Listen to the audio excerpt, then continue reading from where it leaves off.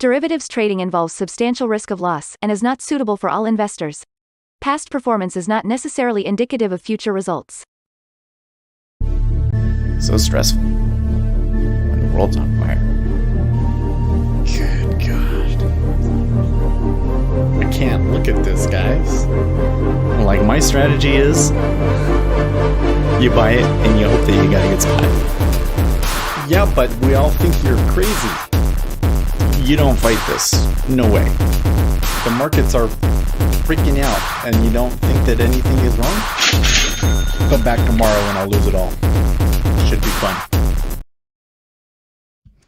Good morning, everybody. I was looking over here to try and find the, start some music for us. It'll start. Come on. Come on. There we go. Hey, we have an interesting week ahead of us. So last week was, of course, just crazy with the CPI data and all of that sort of stuff. This week is kind of the opportunity for a lot of countries and so forth to react to it. Now, right now, things are looking really good because the UK is backing off of its plans, and that is causing a lot of buying coming into the markets. In fact, here just in the last 15 minutes or so, we've seen a pretty solid move up in the treasuries, and we're seeing the dollar come down. So let's come over into the charts, take a look. We got some rollovers, oil, okay. All right, so here we got the treasuries, of course. Big move down on Friday, and then they were never able to quite recover it.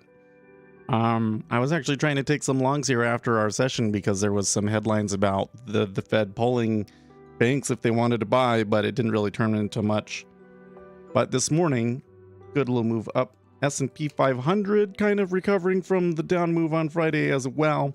Apparently, this down move was mostly just hedge funds and so forth selling. So I'm kind of wondering if we're set up for a long here, but the big caveat being that we've got earnings coming up. Okay, so 5 minutes away until we get coming into oil down this morning, gold and silver recovering, copper recovering, and that, you know what that means? That means that the dollar is probably looking pretty weak today. Well, it's not terrible. Not terrible. It's the amount that dollar has fallen does not coincide with the amount that everything else is moving up. So that's interesting. But it does look like pretty good bet. So what we got here now, since we already kind of had that move, I am a little concerned about how much we might have to pull back here. Let's see if we can come back in here. Germany's economy minister says we will see cabinet resignations begin within the next 48 hours, says the Mail on Sunday reporter tweets. I don't know if that's what it was, but that's the last major headline I see. News Squawk says, imagine it's Hunt. Okay. A meeting with conservative lawmakers, Finance Minister Hunt said the Prime Minister had backed him to the hilt in making the difficult decisions, of which there are more to come. So the way that moved up was pretty fast and strongly suggests a news-backed move. Good morning, Mashun. It seems to me to strongly suggest a news-backed move, but I just don't see anything popping in through here that really explains that move. Well, we dipped quite heavily there, but we're pulling back up. So the big mover this morning is silver. I come back over to here. I mean, you can see it, but well, silver was a big mover on Friday too, but silver is recovering all of those losses. It's quite extreme. Quite extreme volatility in the metals. Very curious.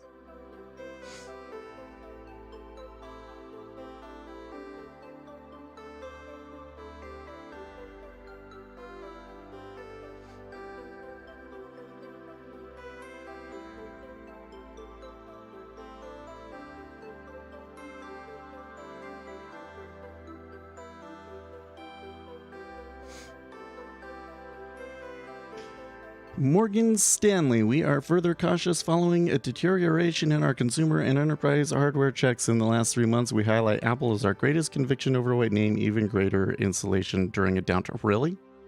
That's interesting. That's not what I would have expected at all. That they would pick a tech company to be like, this is our safe haven.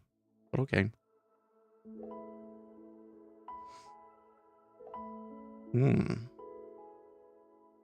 John McCormick, Democrat candidates outraised their Republican opponents in 10 of the most competitive Senate races as the midterm campaigns headed into the final stretch before Election Day. New fundraising reports filed with the Federal Election Commission show. Resilient consumer helps Bank of America top earnings estimates. We are getting some like banks today. So let me come over here, pull up the calendar. Just make sure I get a full, because I know that people were doing earnings, but let's see who we got. Who were the biggest ones? Bank of America, Charles Schwab, Rio Tinto, Bank of New York Mellon, Equity Lifestyle Props, and now we're getting to the smaller ones that I've never heard of before. Okay. So wait, who's tomorrow? Just seeing a headline here. Who's tomorrow? The US's Ademo met with UAE officials on oil price cap and Russia sanctions. Oh, I can't select another date. I wonder. Okay.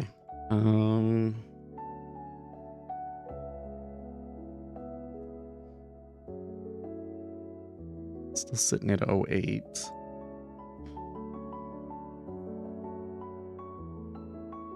Oh, here we go. Most anticipated earnings releases for the week. Okay, yeah, Goldman is tomorrow. Ooh, got a big slate tomorrow. Netflix, Johnson & Johnson, United Airlines. Then on Wednesday, we've got Tesla, Procter & Gamble, IBM. 10 seconds. Oh, do we have we have the New York Fed manufacturing number about to come out. -4.3, the estimate. -9.1, -9.1. Oh, this is very, very bad. Forecast of -4.3. So what's with my micro yields here being so terrible? Shall we put some stuff out here? See if, okay, I guess that was the polling for the news must have been.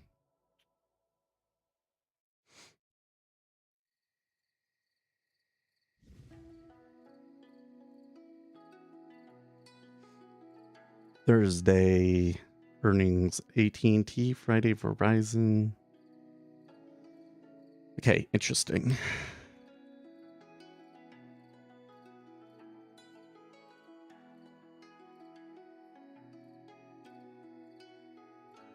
Goldman Sachs is like manufacturing report. reshuffling everything this morning, which is interesting. I hope that does not mean that earnings are really bad.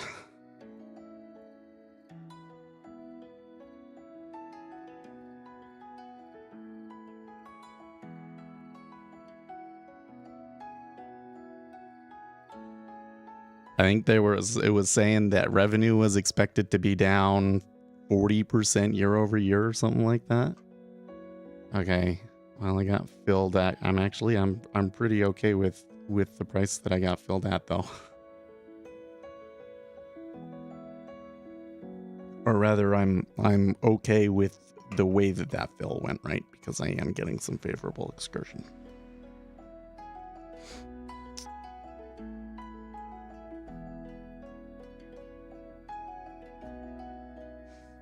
We do appear to be in a little bit of an area with some reshuffling, though.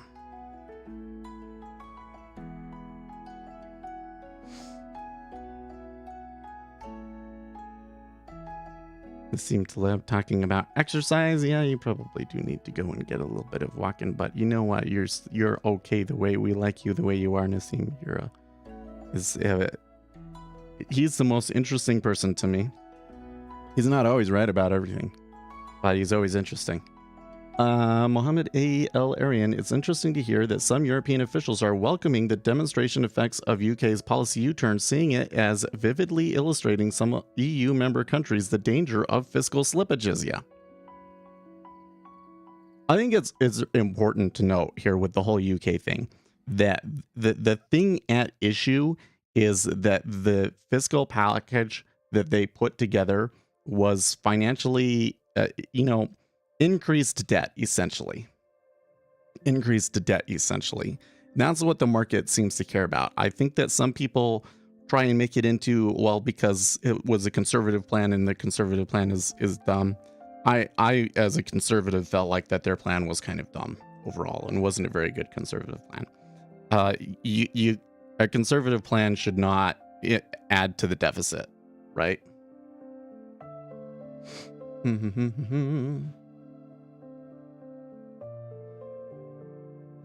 Get scrolling down, seeing if there was anything else overnight that might be interesting. Elon Musk tweeting, Jeffrey Gunlock tweeting about football. Okay. Anthony Crudility, you don't know if you have a winning strategy until you've traded through bull and bear markets. Even then, there's no guarantee it'll work as well next time. You always have to be a student of the market. No strategy is set in stone to work. Again, it comes down to your execution. You're honestly, as a retail trader, you can just like never really know, because it can take like tens of thousands of trades to know. You know what I mean?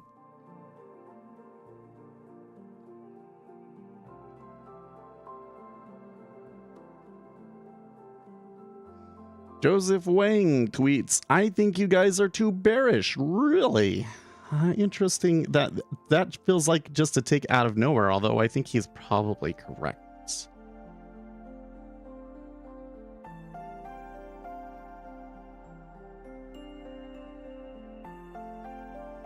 We're seeing some okay. So it looks like we're getting steepening again this morning. I'm seeing the 5-year is pushing up quite a bit harder than the 30-year. The 30-year has fallen back a little bit.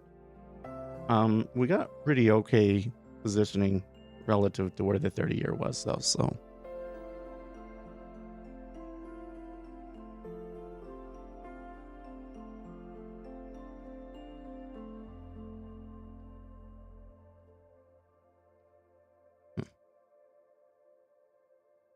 So just a heads up, at the moment. Oh yeah, Zach, what do you think about Discovery Trading Group? I see them listed on Jigsaw Education. You know of any pertinent headlines? Well, I've never tried their service, so I don't know what goes on inside of that place. But the guy that heads that up on Twitter, if you look up Discovery Trading on Twitter, that guy is a great guy to follow. He doesn't tweet a whole lot, but he really understands short-term interest rates in a way that I haven't seen from anybody else in short-term trading. or rather anybody else that's out there really publicly talking. We've definitely had people come here on stream, talk to us on chat, like Akshay, that really understand short-term rates. But yeah, he is a good guy. Now, I think that Discovery Trading is a little bit more about trading spreads and bases. But yeah. It's kind of interesting the way that things turn out, because you really do have two major sides to the market, right? You've got the side that does the market making, and you've got the side that does the speculation of sorts, right? So the market making really got taken over by the robots. So there is still market making, but I think that the people that are doing the market making now, still without robots, are more like people trading a basis, right? Somebody trading basis. Whereas the speculation side, which is the side that we really find ourselves on, is kind of more like what a hedge fund does. But from what I've seen, just my own investigation into the markets, is that the place where you're going to have the easiest time finding some success right now is on the speculation side. The market making side, you either need too much capital, or it's just too competitive in most cases for retail traders. So otherwise I think that a lot of the things that otherwise I'd be going with a lot of things that Gary Norton says, that like a market making styles is a lot more appropriate for a beginning retail trader and stuff like that. Like I think that there's a lot of truth to that. It's just you have to find a place where there's still an edge for you, which is really hard. Okay, so a couple we're taking 09.5 a bid, but they're kind of holding back and getting a little bit of pushback from there. And the volume, well, the volume it seems to be coming in long in the 30-year at the moment. Just interesting. Maybe our spreads are going to come back in, or maybe the 30-year is just catching back up. Also seeing a sharp reversal in oil this morning, back to $85 a barrel.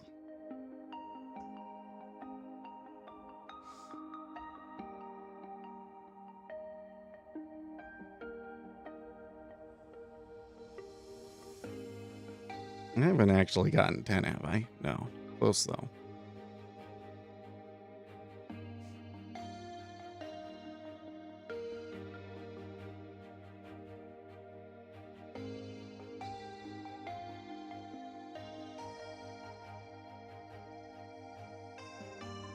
John Moore. Scott Adams says, well, I think Kanye is mentally ill more than Madonna and someone needs to get him some help. And Scott Adams says honesty and mental illness are often indistinguishable. He's not mentally ill. He's just, what you see from Kanye West is what made him famous in the first place, what made him successful in the first place. But then you get into this place where you are successful and you try and translate your success into other things, and you venture into stuff that you have no clue about with that ego, and you're likely to hurt yourself. What makes Kanye West an effective leader for a tech company? That are talking about Kanye West buying Parler this morning. So this is the same thing with the Trump social, because that thing fell apart, right? Well, the reason I jumped ship was not because there wasn't like potential in it and everything. It's because, okay, you have the potential, you have like the name, and people are talking about it and everything. You have to actually run the company well, and running a tech company well is not an intuitive thing. It's not something that just anybody can come in and do. It's not something that just anybody can come in and do. And we're seeing all these people that seem to think that they can do that they can just like pop in. And Trump Social got approved for the Google. I don't know. I mean, I tried their website and everything. I just think that the way that Trump Social got rolled out was just a disaster to me. Like when they came out and did Apple first, like they had the Apple app, but not a desktop website, was just like, okay, these guys have no clue. Right? That was a, oh yes, but everybody uses Apple. That's the one that we've got to target. So do the Apple first.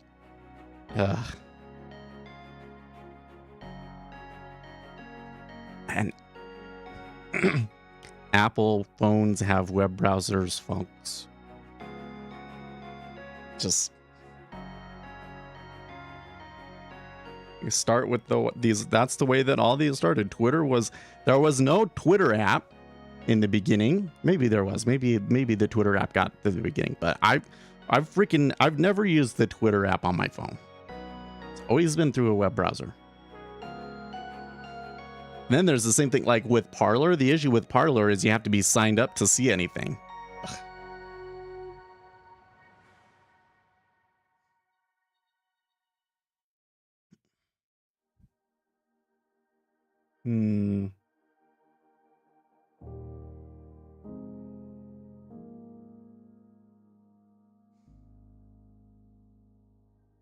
Still seeing some weakness in the dollar, by the way. I forgot to mention, when I was reading through my morning news and everything, there was some information about Chinese banks doing operations. I didn't quite understand what the operations were. They were saying like they were selling the yuan for forwards, and then for dollar forwards, and then selling those for dollar forwards or something like that. So I couldn't tell what the net effect was, but I believe the net effect is that it should make the yuan stronger and the dollar weaker. And we're seeing generally this morning and across almost all currencies rising relative to the dollar. Except for Bitcoin. Bitcoin's getting murdered. Oh, no, wait. I have this wrong. No, Bitcoin is moving up too.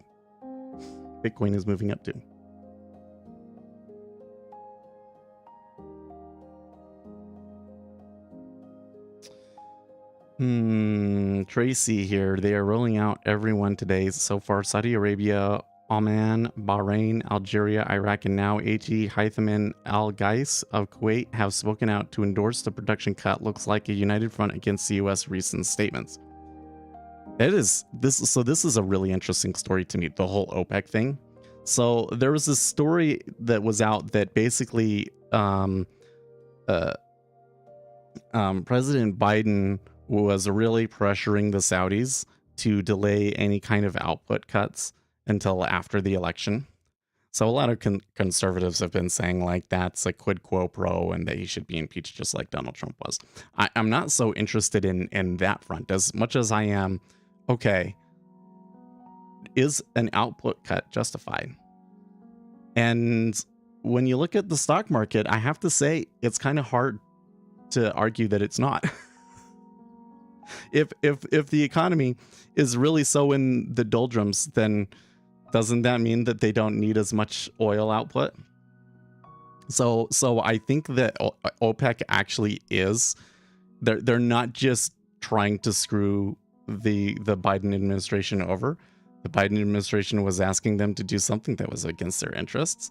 And maybe in another situation they would have been willing to go along with it. But in this situation, it was just kind of like spitting in their face. And so it wasn't just that like they raised oil output, or sorry, that they lowered the oil output. It's like they're coming back out and pushing against the Biden administration very forcefully. I think that this track, it's not one that I necessarily would have guessed is like a big deal, but I guess it's because other presidents never made this mistake. It's not a very good idea, I think, to come out and try and make some proclamation about the way that certain producers of a commodity should be behaving. You just have to kind of let the market do what the market's going to do. I don't know if it's beneficial for you politically to come in and say they should be doing this, they should be doing this. I think that the thing you should be doing politically is saying, well, we want to see where we can help producers in various areas, right? To help shore up supply. So it's kind of interesting. I am seeing a lot of people on the left too starting to jump on this whole, well, interest rates won't do anything because the problem is with supply. So I think that there's going to be more on this front, not just from oil, but from other directions too. My neighbor was in oil and I asked him about oil. He said that the Saudi flows W and on off switch because of pressure from ground. American oil takes a lot more to turn on. Well, it is a lot easier for the Saudis to control their oil output. That's for sure. Yeah. It's useful to the extent that it signals to your base that you're trying to do something. Maybe.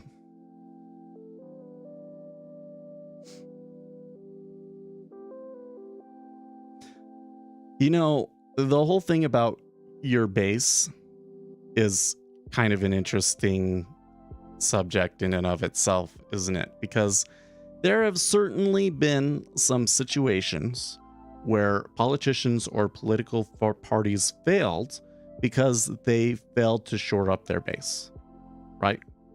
And the Republicans saw that time and time again with that really happened with the John McCain. I think that happened to some extent with Mitt Romney.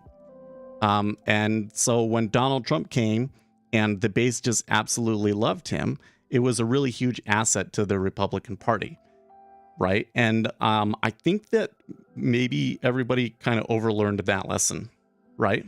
Like, I think the Democrats overlearned that lesson, because what's happening now is they are playing to their base to the detriment of every other part of their coalition, right? Like, they are not competitive among working class whites, and now they're starting to lose many of their minority groups like Hispanics, right? And it's starting to, I mean, we'll have to see. Maybe everything kind of works out, and in 2024, the Democrat Party is looking a lot better. But for this coming election, it's looking like it's making them uncompetitive, right?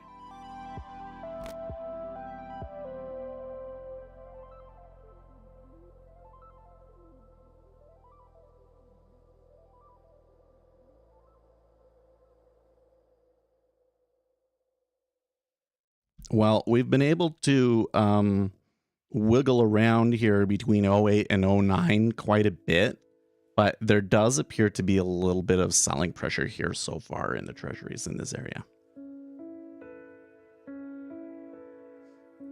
I saw this article. I forget where it was, but it was somebody was basically saying, here's what the Democrat Party has to do to become competitive again. And I thought it was spot on. They said, like, they need to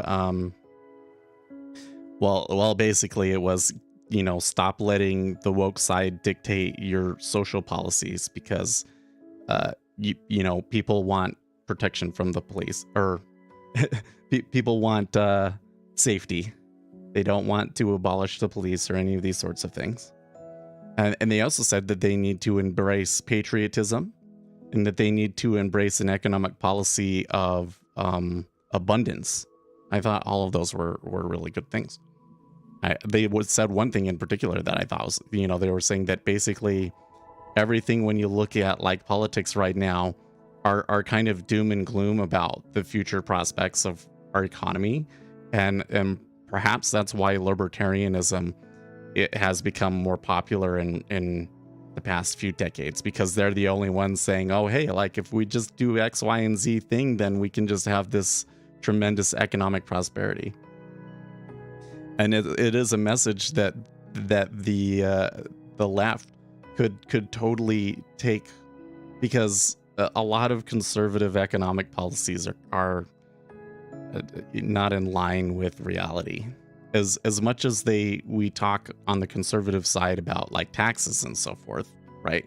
So like there's a lot of good thinking about how the greater percentage of GDP the government is taking, the worse off it is for the economy. True, but you don't want to move back to a gold standard, for instance, right?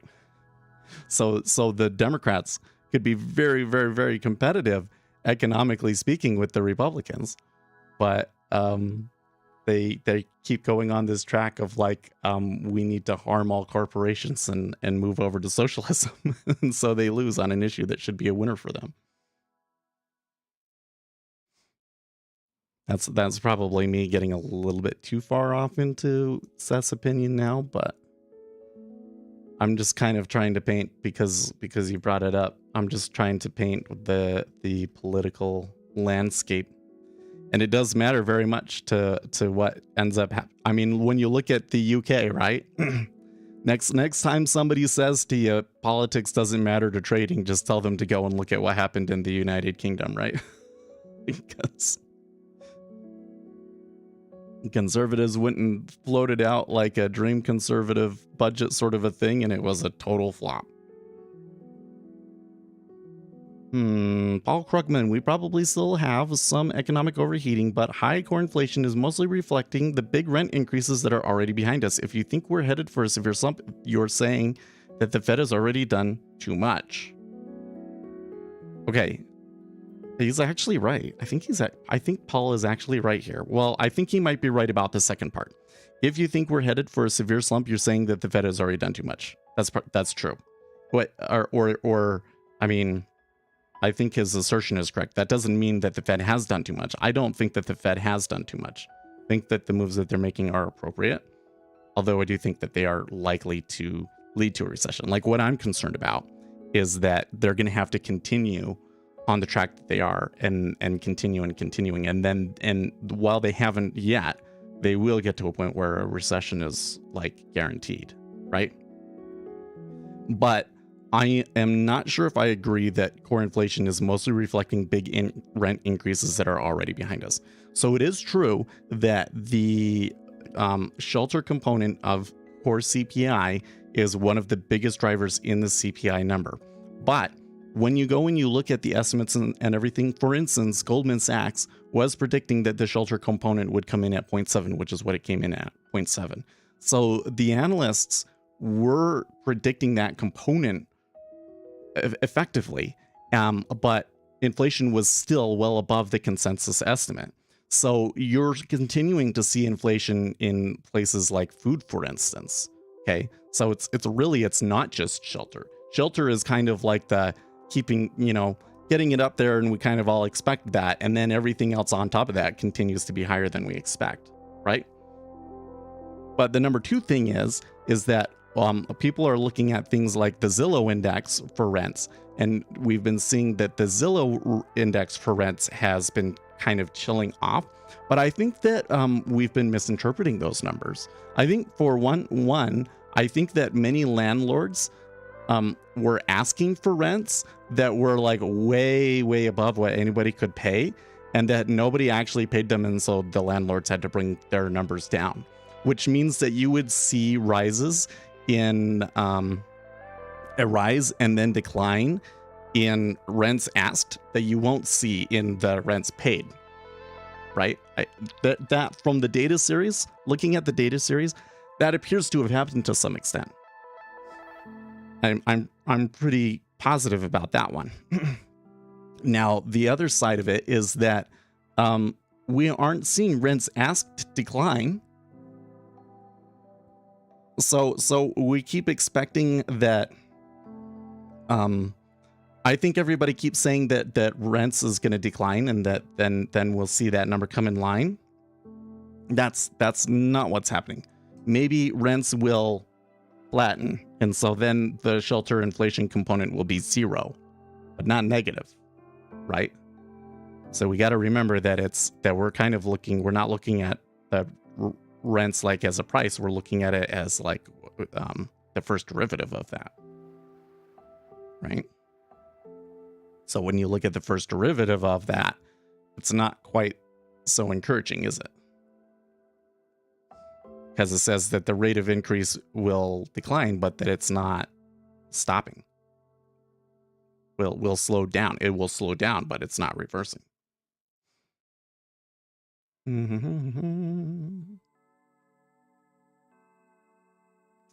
Okay, so there was a few points where it seemed like the bears were making some real progress. And then it snapped right back up to the highs. Now, the 5-year does appear to be pushing to new highs. The other two have a few ticks to go. So unsure if we will continue through here or not. There's a good uptick. It breaks the range for the 10-year. And it actually looks like probably a few stops at 10.5. Only 6, but those were stops. Have you ever tried tick strike? I did, actually. You know what? I personally don't like having a lot of sounds. I have my own components make sounds, and they're more alerting me to significant events. But like in terms of like trying to judge like the overall activity in the market, I'm pretty good at seeing that just from looking at my spot in the DOM and kind of seeing how much the level 2 stuff is dancing around. So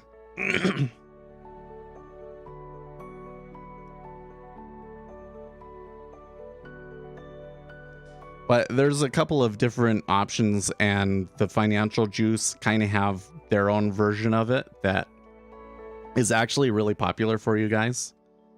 So yeah, I don't have anything against it. It's just not for me. Yeah, I do have a time and sales. Time and sales is hidden behind my face. Here, I'll show you. See, here's what I have behind my head. So I do have time and sales. I honestly don't look at these too much anymore. So like, here's the thing is that, well, these I can probably minimize because we haven't seen any big changes. But like, especially here in ZN, like I have it, it's only showing me one orders that are like 1,000 lots or more or something like that, you know? But it used to be that it was like 3,000 lots was like a really big lot that I really wanted to pay attention to, you know? And basically since COVID, it's screwed up the volume so much that I find those kinds of metrics don't really matter right now. Like all it takes is a sneeze from a relatively large player to see a move in the treasuries these days. And so looking for like the really big orders doesn't really matter because like they're all kind of big orders, you know? Effective Fed funds rate unchanged at 3.08%. My news squawk just told me about the Fed funds rate was unchanged, and I'm like, that seems like an odd thing for them to be reporting on. So we saw a good attack there at the highs, but they came back quite quickly.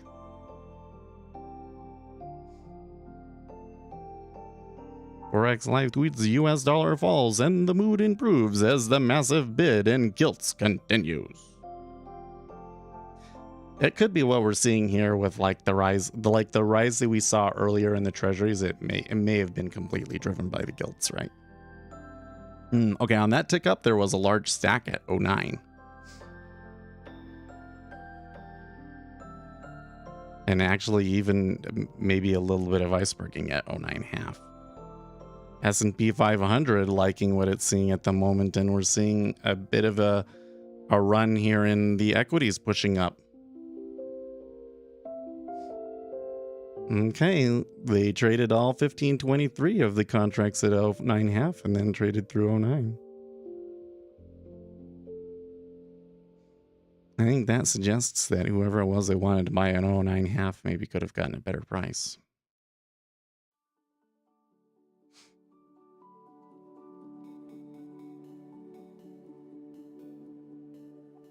Are we seeing everything here move?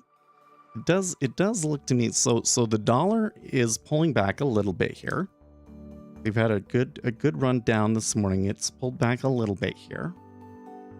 And I'm seeing that reflected in most other assets here. I would say yes. Yeah. Although the 5-year still seems to be pushing up. So the 5-year may be driven more so by the action that we're seeing in the UK more than anything. Ooh, are we going to break the highs here now?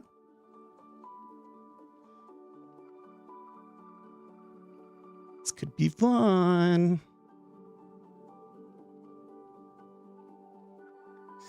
So normally when I come up to a high, I'm looking for like a level break sort of a thing. But in this situation, I'm not so sure that you want to see that. I think that what you should see is the 5-year just pull us through, just drag us up. And the other two just kind of get pulled along for the ride. Well, there's a new high by one contract. Whoever it was, I'm sure it was one of you guys that bought at 11.5. We appreciate it. We appreciate it. President Biden, if Republicans in Congress have their way, it means the power we just gave Medicare to negotiate for lower prescription drug costs go away. The $2,000 cap on prescription drug costs for seniors gone. The $35 a month cap on insulin for folks on Medicare. That's such a load of bullshit. Man, you know what's really hard is that I'm really political. I don't want to be too political, but it's okay to be somewhat political. Wow, that was a really good run there when they busted through that, wasn't it? For Biden saying like the cap on insulin will go away if Republicans get in charge is total bullshit, because they had fixed the insulin problem before Biden got in office, and then Biden came in and took it away so that he could come in and put it in and then, you know, claim all the credit. So that is just a total load of BS. By the way, that $2,000 cap on prescription drug costs hasn't been helping me at all. I have one of the worst prescriptions you can have with Lialda for my gut health. Ugh. It's a rough medication to have, not because the medication is tough to take or anything, but because it's so darned expensive.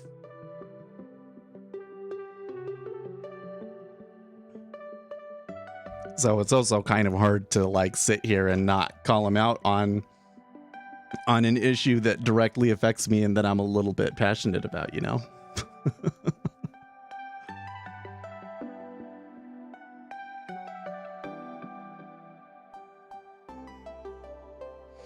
Like, here's the thing. All politicians do this sort of a thing where they'll come out and they'll say something that their opponents will push back against, right?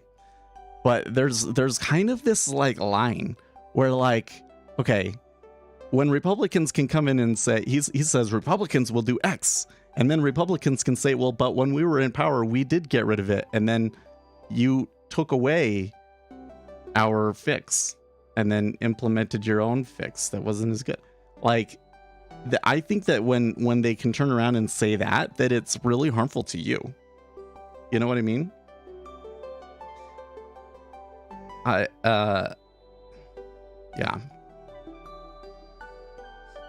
We'll see how that one works out, but I don't think that was a good tweet for Biden.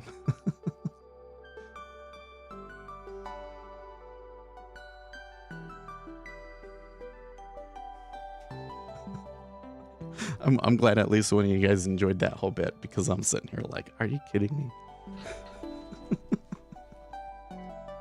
Or wait. How did we do? Did people tune out? Yep. See, I started talking politics, and like 5 people were like, well, I don't want to listen to Seth go on about Joe Biden. It's okay. It's okay.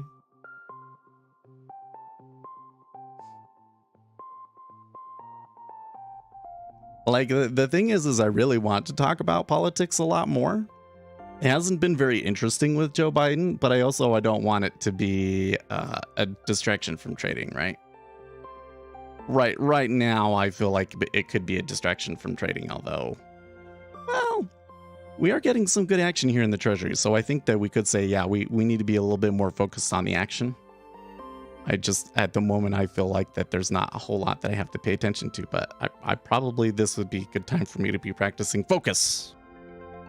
Focus on that number. I'm still seeing some amounts of selling. By the way, come and look at the way that cumulative delta worked out.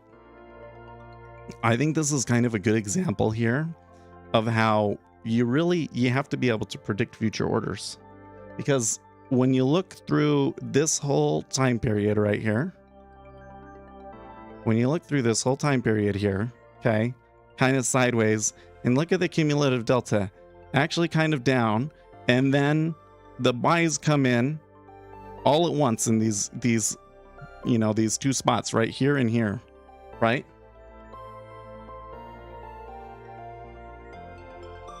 So now volume comes in all at once and you don't get much time, right? So you really had to have been in here, because if you tried catching it through here, then you're like break even right now, right? That's the way it goes. You have to predict the future orders.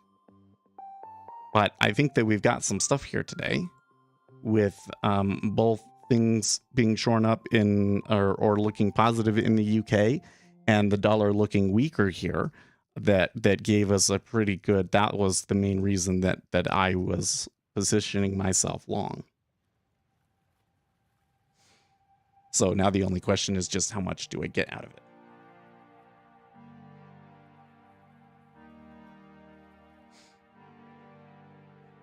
Though it does appear that the liquidity behind that move wasn't super strong, so we did pull back quite considerably after that pretty good bust higher. In fact, the way that the volume came out, particularly in the 30-year, kind of makes me wonder if it was not stop runs.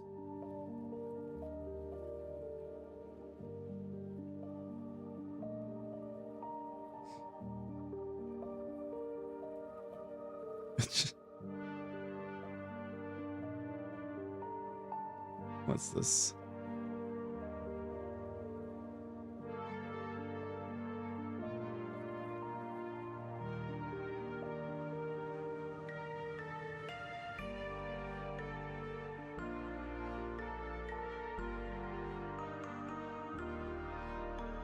Euro got higher on that move. When we moved higher. Well, the euro moved higher on the move like way earlier, like the big move up that we had in the treasuries. But you know what? The British pound really got higher too, right? It does appear more to me though. I think this is maybe what you're trying to say, is that it seems to be more about the euro and the British pound moving higher, some more so than it is the dollar being weak, right? Although the dollar is weak pretty much across the curve, across all instruments today.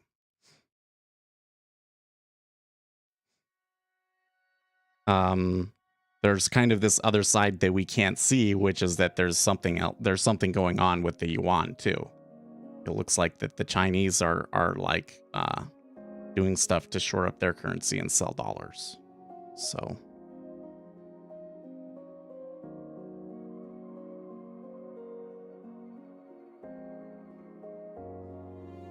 S&P 500, the overnight action so far looks really good, doesn't it?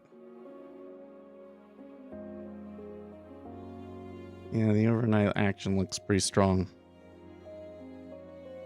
I didn't think that far into it, but yeah. See right here, the treasury, what happened? We had a stop run, and now they have settled back to the scene of the crime. So the liquidity did not really stack very well behind this, and there was some key absorptions in here, but they were able to push through it. So that kind of puts us in an area of uncertainty, because it probably is not too hard for them to get back up to the highs, but they are kind of doing a little bit of a dangerous attack at, you know, trying to get back into this range again. So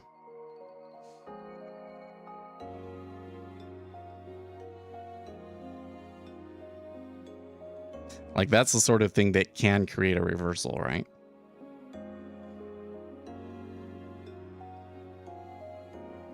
Although I suspect that the trends that we're seeing in the currencies will probably continue through the session. That's kind of what I'm thinking. Wouldn't have minded taking $20 though.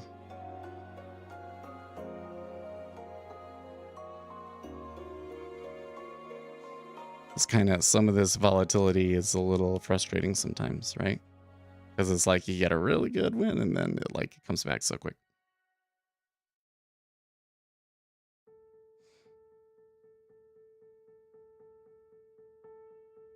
And what are we seeing in the spreads, by the way, on this pullback? Not much. We did see steepening when we extended, but it was only by a tad bit. And then on the way back, mostly flat.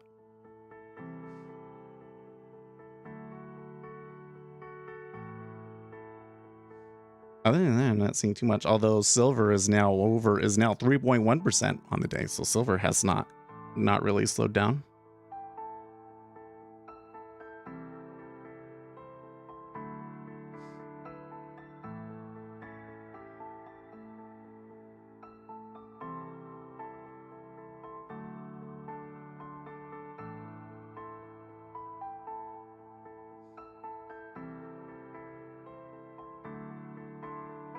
Yes, because how you can increase your YouTube channel in terms of content and interaction. You have such a wealth of general knowledge in the field of market structure and all around trading. I think it helps if you trade more on the DOMs and explain your entry and exit mindset.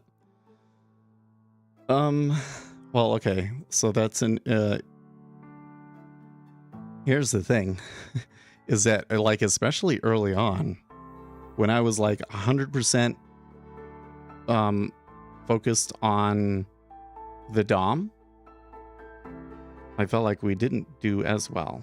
Well, we didn't perform as well for sure, but I mean, like, we didn't get as many viewers, but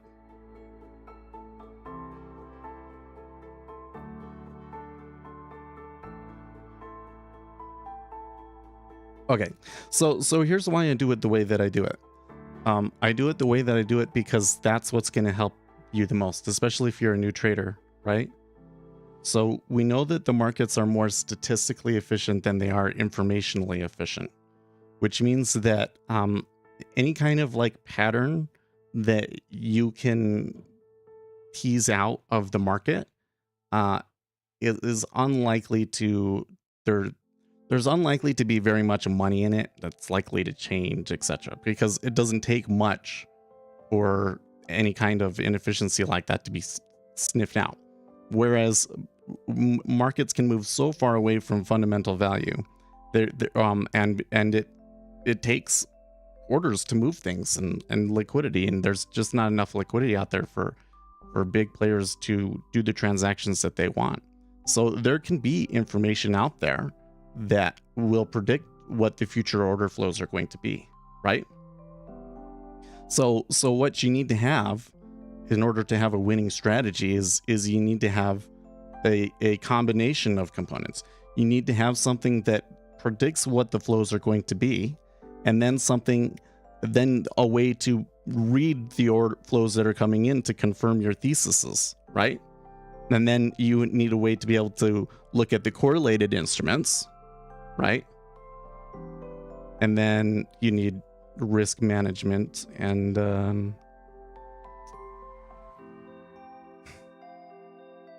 I think I got all 5 of them, but I digress. Predictors of order flow, actual order flow, correlations, risk management. Oh, volatility. You got to be able to look at you got to be able to take what you think about the order flow and be able to translate that into what the volatility is going to be, right?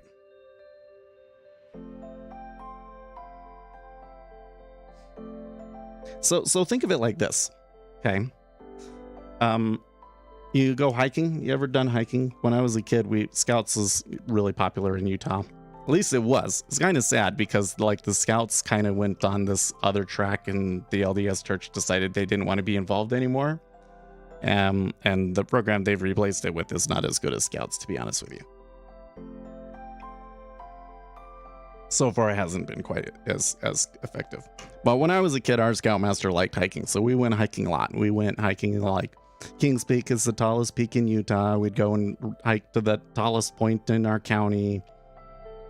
We did multiple day backpacking trips. I think the only major like hike here in Utah that I haven't done is Angel's Landing, which is kind of like, because that one's like apparently mind-blowing, but need to do that. Maybe when my babies are a little bit older, we'll do Kings Peak.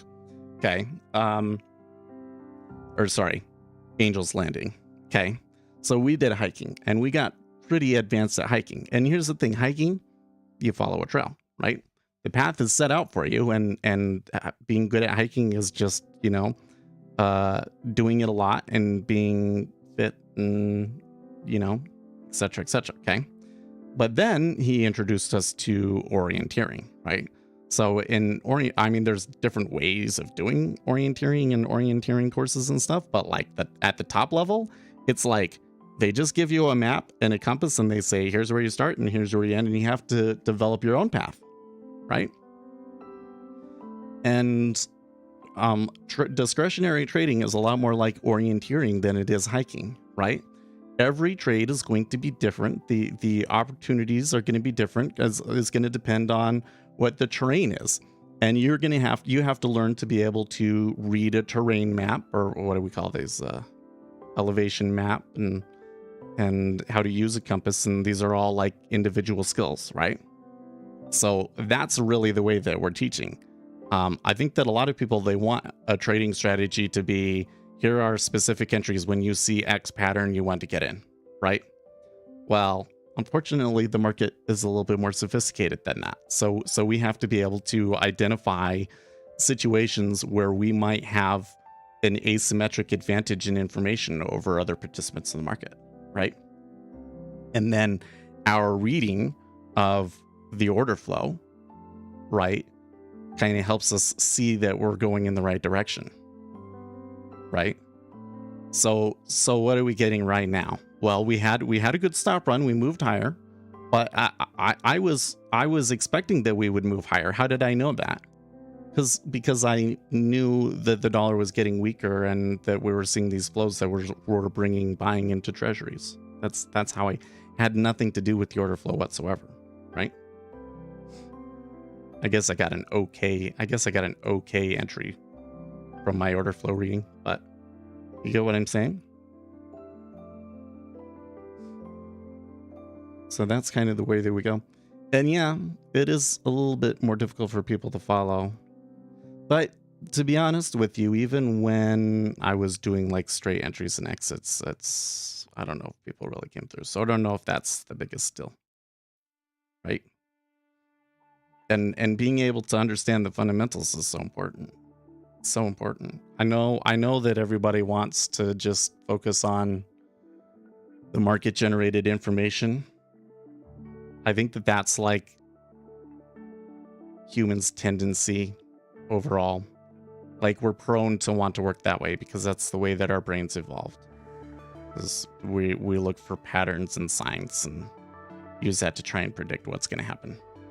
So when you look all through human history, like, you continually see people latching on to various methods of trying to predict the future based on things that like really should have no effect on what, like astrological signs having significance in your life and that sort of a thing, right? Like, we do that over and over and over again. Why do we do that? Because that's the way that our brains evolved, was to see pattern, follow pattern, predict the future. And so much so that we find them even when those patterns don't actually exist, right? So, you hear many people say like the market works against your psychology. That's what I think it means, right? So we have to realize our tendency is going to want to apply technical analysis where it doesn't fit, essentially. So if that's the major thing holding me back, then that's okay, because I care more about you guys being successful than I do about the stream having lots of viewers. and like I said, overall, what helps the channel most is the individual VODs, much more so than the live stream. So, well, I don't like that they hit at 09.5. It was looking good there for a little bit, and then they started punching back into this range again.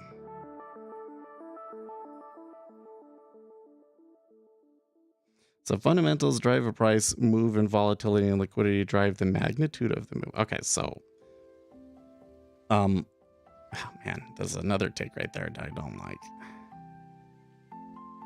This is frustrating, folks.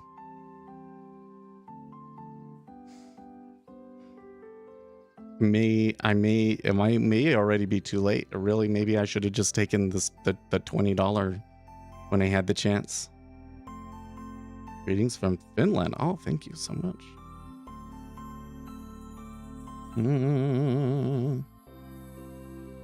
How much selling am I seeing here? It's about equal to the move that we saw move us up. So I'm wondering if that was some trap traders that we're seeing here.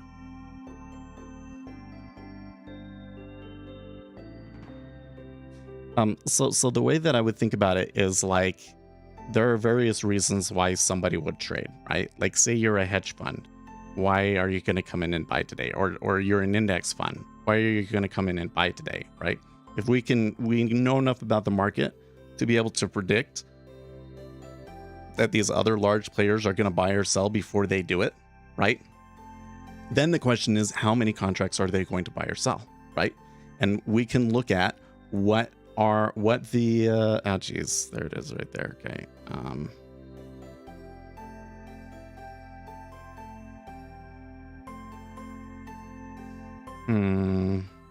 That's actually some aggressive pushback here now to wait. Overall though, I'm not too happy with this and I'm gonna puke it.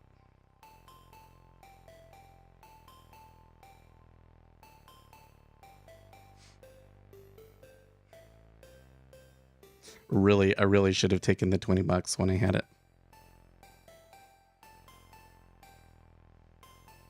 Well, that's what should have happened in retrospect. Based on what I knew about the flows and everything else like that, should I have given it up? No. Well, maybe. I mean, it is a Monday. I think that it would have been okay for me to have taken the $20, but I think it was also okay for me to try and hold on for more. So I think it's okay. Sometimes it just works out that way. It seems to me like there is some pressure here, but there's not enough pressure for me to really be trying to push it like it did. I know that now, right? Okay, so going back to the question. So it's not fundamentals, first of all, Scott. Okay, so that's the first problem. It's not fundamentals. Fundamentals don't move markets. Orders move markets. There are a lot of reasons why people will submit orders to the markets that aren't always related to what we classically refer to as fundamentals. Changes in fundamentals is something that will create those orders, right? But there are other things that are completely disconnected from the fundamentals, like index funds rebalancing at the end of the month, that drive orders as well. Okay, so that's why we call it predictors of order flows, not fundamentals. Predictors of order flow is the most technical term. Probably we need a better term for it, huh? Okay, but then the question is how many orders will come through, right? And if we can predict how many orders will come through, then we can predict with pretty high accuracy where it's going to go to, right? So in this situation, you know, we saw from when I got in about 4,000 net contracts traded, and I was expecting to see more like 10 to 15, right? So I didn't get out because I thought there was more coming. Well, it didn't work out that way. So I was wrong. It was wrong, but it wasn't too bad. I probably should be taking more set targets these days, though, because I've been looking at my stats and I continue to be really good with favorable excursion, and I'm just not really taking profits on them very well.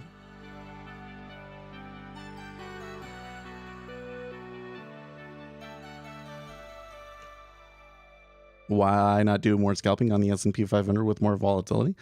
Well, so the issue that you have with the S&P 500, and particularly in the ES futures, is how are you going to predict the future orders, right?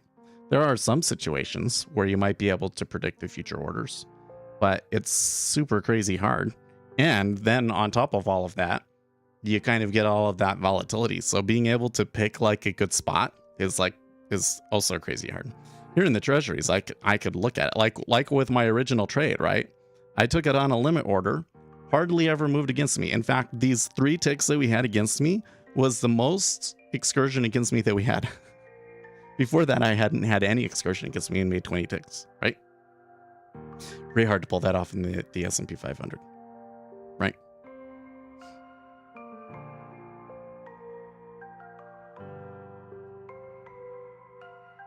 So like the whole thing is that I don't want to be in this world of it moves around randomly and I'm looking for some pattern or range that it's going to be holding and just taking some amount out of that, right?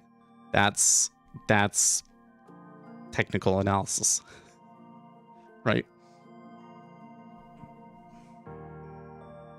So did we break the bottom end of the range now for the treasuries? We did.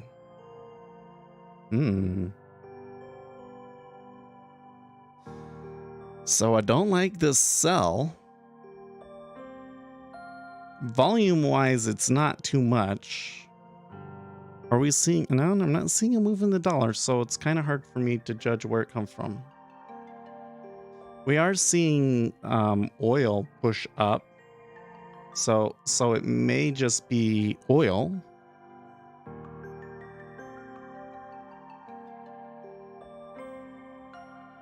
Do you build custom indicators for people in NinjaTrader? I need a watch list built. As what do you mean? So I do custom indicators, but it kind of depends on what it is. So like if you have a really well-defined spec and it's something that would actually require some expertise in order to do, then I'm all for it. But I don't like going and building custom indicators of things that people could probably write on their own if they just spent a week working in NinjaTrader 8 code. Like that's the whole thing, is that I really feel that retail traders underestimate their ability to pick up C# and make their own stuff. Like my videos have got everything you need, and you can probably make something good, right? Because what I would constantly get into when I was doing that sort of a thing with people, not that I've really charged anybody, like I've never had like a really big project where somebody was charging a big amount, but or somebody was paying me a big amount rather for code. But it was always like, something really simple and trivial, and they thought that this was going to be like this great pattern that was going to make them money. I'm like, well, it's probably not going to work. And then they would go and they would get the thing and they would try it and they would find out that it didn't work for them. And then they'd want change after change after change after change. And I was just like, this is not fun for me. It's just taking out time away from me doing my own programming. You know what I mean? Like for a watch list, look my watch list. Do you notice all I've got in there is the instrument, the net change, and the daily volume. I guess last price too, but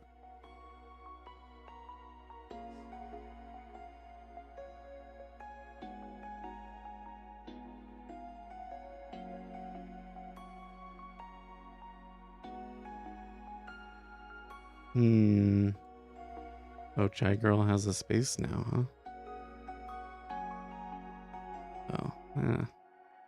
Libya oil and gas, interesting. Man, no, 6.5 now.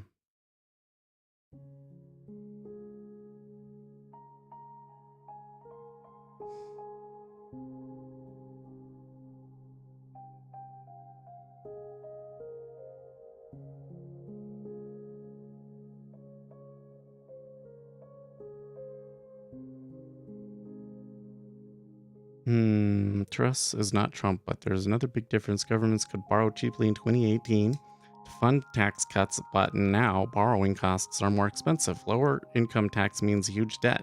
Everybody is raising rates to fight inflation. So is it a matter of timing? It probably is to some extent.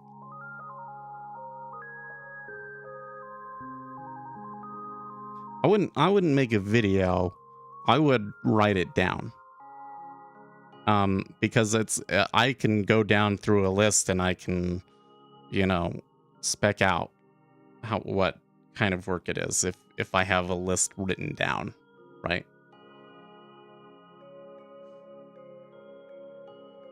I would much prefer like a Google Docs document sent to me or something like that.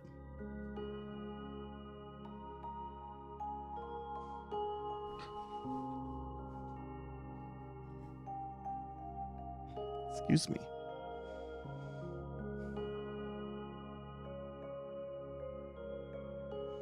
Well, I'm thinking about this. Does this move down cancel out all of the trade that I was looking to see? No, I don't think that the move down does. I think that the overall volume that we're seeing here today and changes in cumulative delta kind of suggested to me that this might not be the action for me. Okay. Because the other thing that happens a lot is that I come in and I see, I'll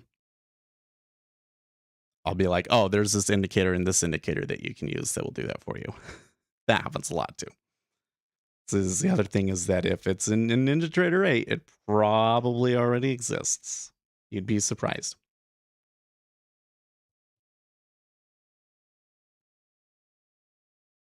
Like from what you're saying already, lizardindicators.com, you can go over there. I think that it allows you to download a certain number of indicators for free. And one of the indicators that they have is like opening range. They have this opening range thing. So the opening range allows you to say, this is what the opening range is, and this is what the regular session is. And then you can do things like, what was the opening range high and low, and so on and so forth. You can just kind of like pull those out. And then if you really want, you can write an indicator on top of that to do any kind of calculation that you want with those beginning things. Because the whole like selecting the times correctly and everything is a little bit of a pain to do.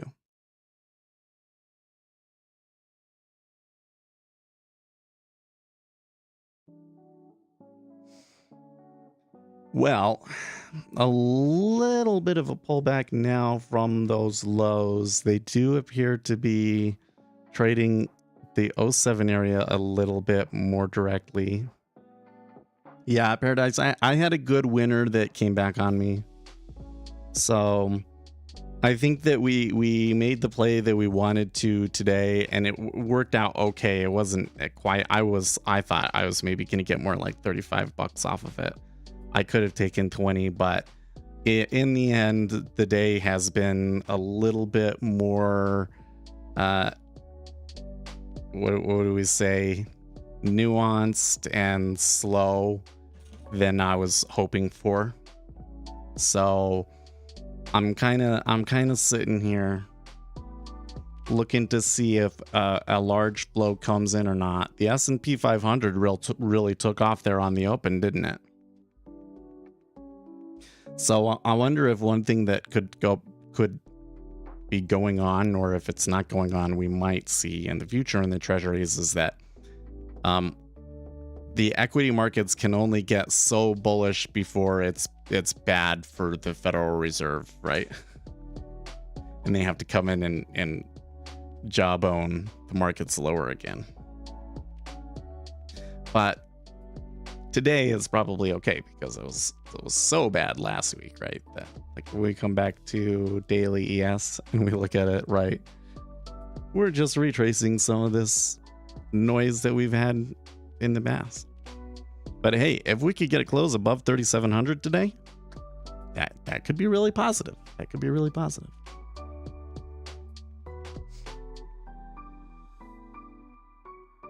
So let's see. It is kind of suggesting to me that like they might turn bullish again here in the treasury.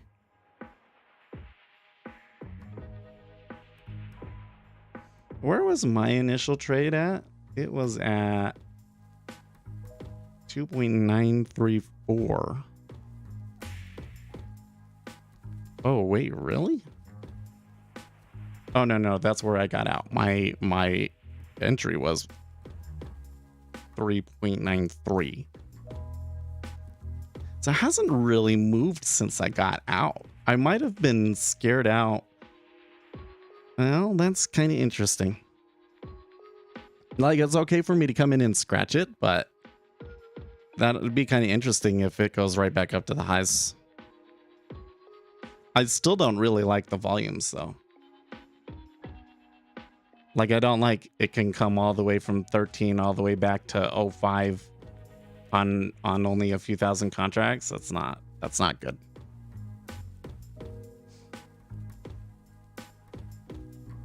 And then I'm getting in again and I'm getting in at a worse spot than I did before.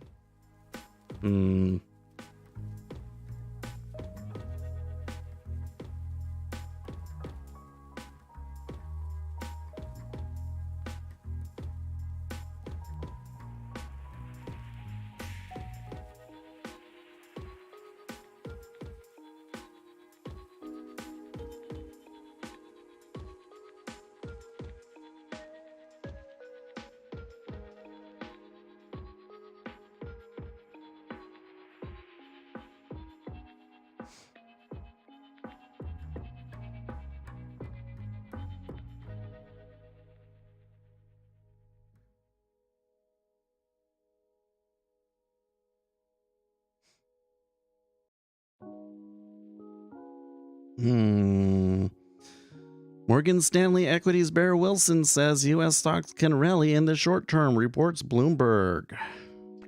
Stocks are ripe for a short-term rally in the absence of an earnings capitulation or an official recession.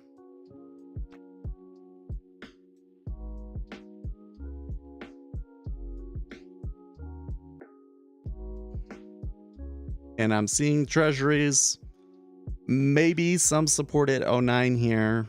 Let's see.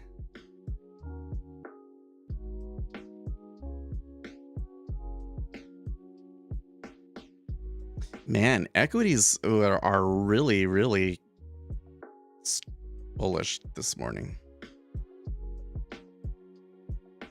Like, that's already since the open, like 40 points, right? So, like, going back to what we were talking about earlier, where I was like, well, I don't want to be in this situation where I'm just like caught in doing technical analysis on the S&P 500. Well, I think that we did have predictor of order flow suggesting that the S&P 500 was going to be up today.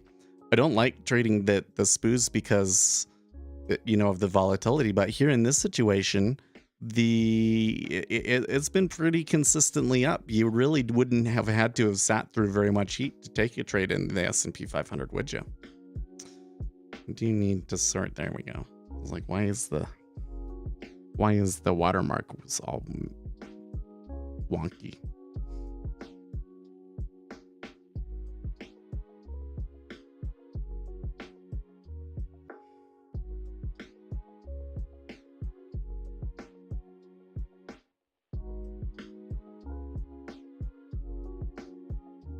Well, I think I'm gonna stay out still. I'm awfully tempted.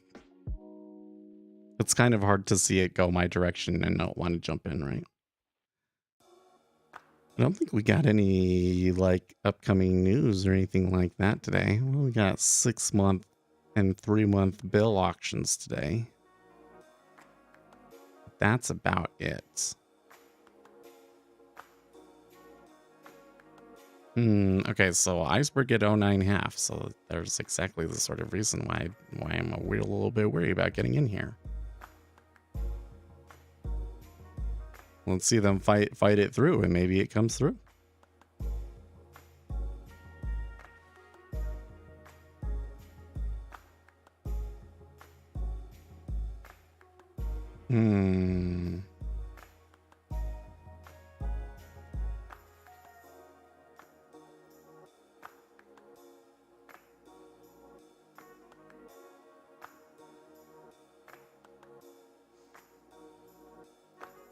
Well, battle both ways. At the moment, you're seeing 10 go bid with the big iceberg there too. So actually seeing quite a bit more volume come through now. I wouldn't say it's all to the upside. It's maybe slightly biased to the upside though.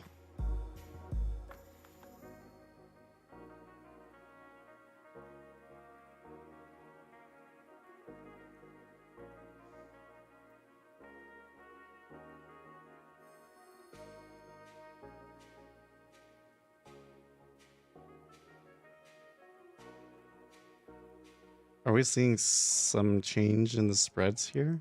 No.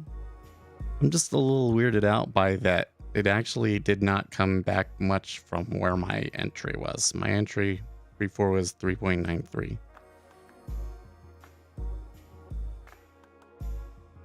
Chinese started the well, why is that their antics? I don't know if I don't understand what's going on over there. Like, I read the headlines and everything, but I'm not 100% sure what it all means. No, look at that. See, after all that strong buying, and then it 3 ticks down on practically nothing.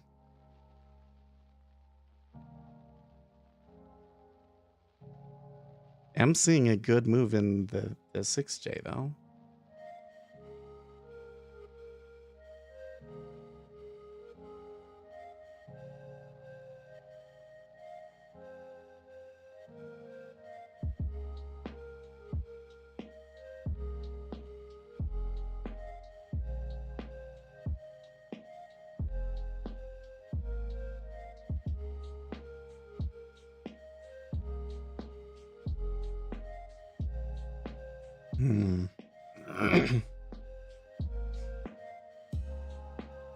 So they may be starting to build a little bit of a hole here. Maybe around this 08 half where we've had a lot of volume earlier in the session already. They do their interventions every time their National Congress is scheduled for the whole week. Oh, really? So actually, can you help me understand something here? So let me pull this up. I'm not quite sure I understand what the net impact of this move that people are saying. Okay. Major Chinese state-owned banks were seen swapping yuan for dollars in the forwards market and selling dollars in the spot market to stabilize the local currency, according to sources cited by Reuters. So swap for spot, that's how they do. So it seems to me that the net effect of that should be yuan stronger, dollar weaker, right? But there's got to be another side effect of that, right? How does that all work exactly?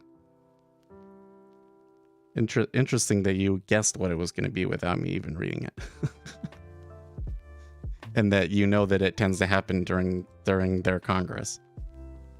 So it's something that we should keep in mind in the future. So I was coming in today, seeing between that in the UK, you create a supply in the immediacy and your forwards are due in the longer tenure. I see. So it means weaker dollar in the short term, but maybe stronger dollar in a few months.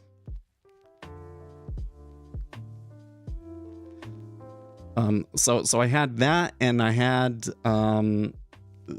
just the comments coming out of the UK about their budget and everything had me thinking that we should see some buying in the treasuries.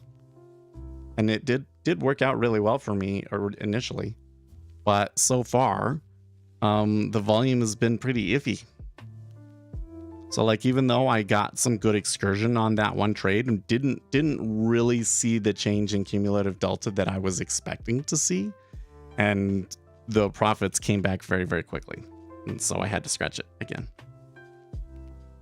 Immediately you sell dollars, creating supply, weaker dollar. Then when your forwards are due to settle, you either have an organic strengthening in your liability or stop carrying altogether. Okay. So I guess the gist of it is, at least for us, is that we should expect to see the dollar weaker today, right? Although here's the thing, it is weaker today, but it's not that much. It's not that much weaker. Like, it's still within the range of like what moves have been as of recently. So not having trouble sorting that part out too.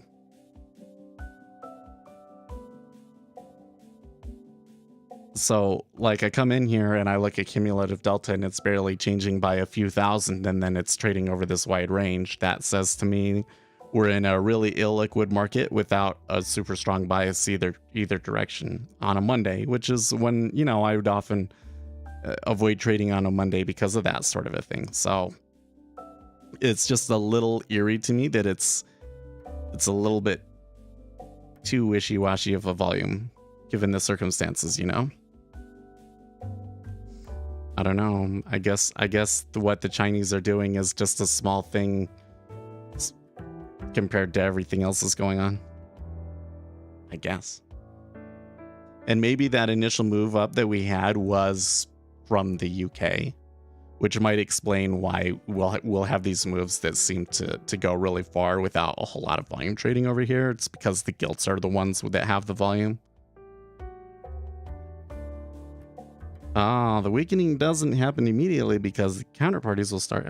So you're saying that the real trade might be later in the week.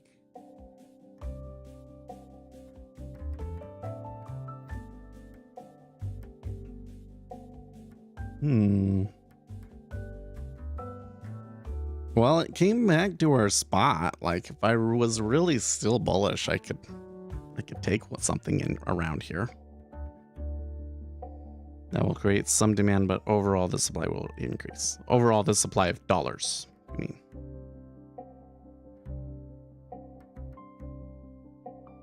And if there's more dollars out there in the market, then they're going to put those into treasuries, right? And that's why the treasuries buy. But that's not what's happening right there. Look, that was a pretty aggressive move right there from 06 half to 07. Well, should I say aggressive move? There was 2,000 traded on one side and 3,000 traded on the other side. So there was a big transaction there, and then 2 quick ticks down. So that's going to create a little bit of a disturbance in the liquidity. Now, I have to question if there's more to sell though still.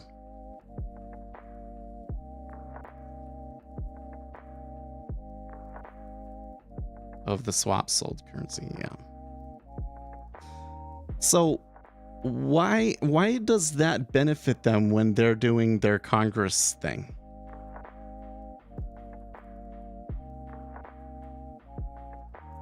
Does that benefit the party in control and make it more likely for them to, continue to get all of their guys into their spots because people don't realize that that's what... Why would they do that? Doesn't make much sense.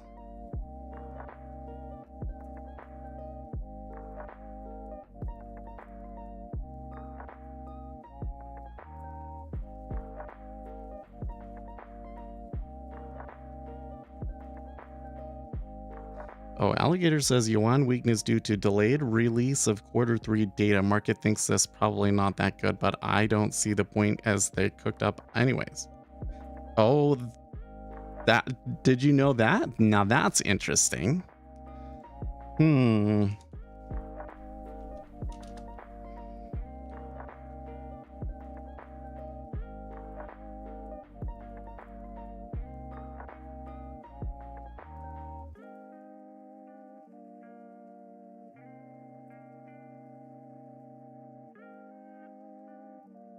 Strong economy delivered by our policies is one of the primary justification of having a strong central government controlled by one party. Yeah, they delayed it to tomorrow. Oh, that's interesting. Well, what do you think is driving this selling right now, guys? Not really seeing much rhyme or reason for it, other than maybe that the S&P 500 is just a little too bullish.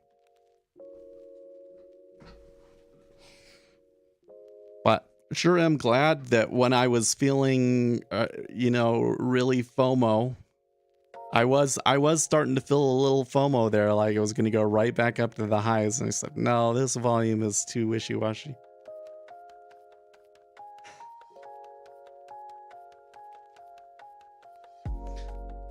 Now I am starting to get a little distrustful of myself because now I'm sitting here like, oh, maybe we could get a reversal. Maybe we should try and sell it here.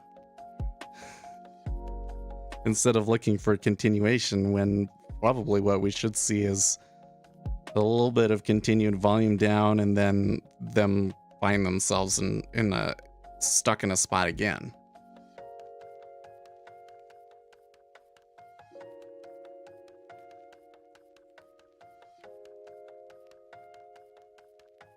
I should add too, by the way, that whole area where we kind of went sideways for a long time, that's where we built out about 5,000 contracts long, and now it looks like we're about to sell 5,000 contracts. So the down movement may be driven by trapped traders. Actually, this might be a situation, we haven't seen it in a long time, but this might be a situation where things like trapped traders and short-term positioning might be a really effective predictor of where we're going to go, because I'm not really seeing, well, I guess the Japanese yen is following the treasuries pretty closely, but overall I'm not seeing the other stuff really move with any rhyme or reason compared to the treasury. Like, they all seem to be doing their own thing. I shouldn't say that there's not like a reason for them moving, but they're not moving because of the treasury market.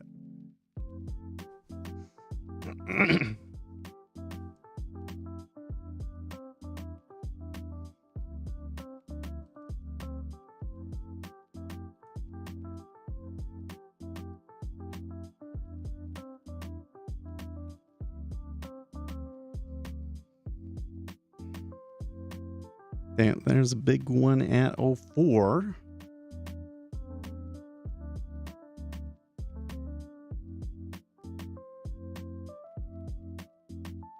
And they slip up 2 ticks when they get through that iceberg too.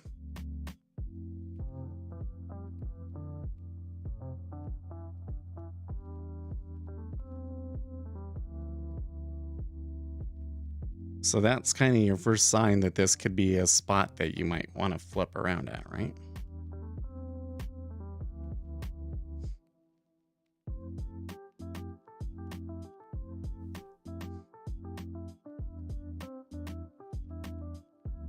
By the way, did you guys like my little hiking versus orienteering analogy earlier?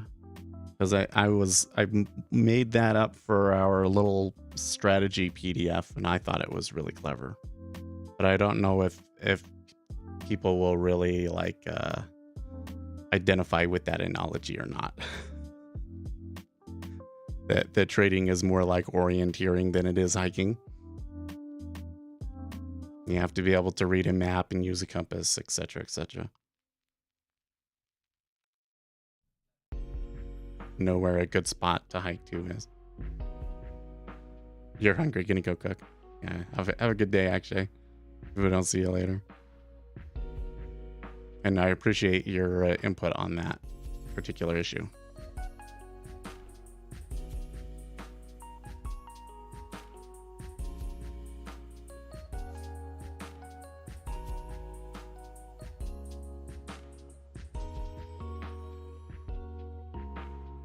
Been getting a few more followers on Twitter as of late.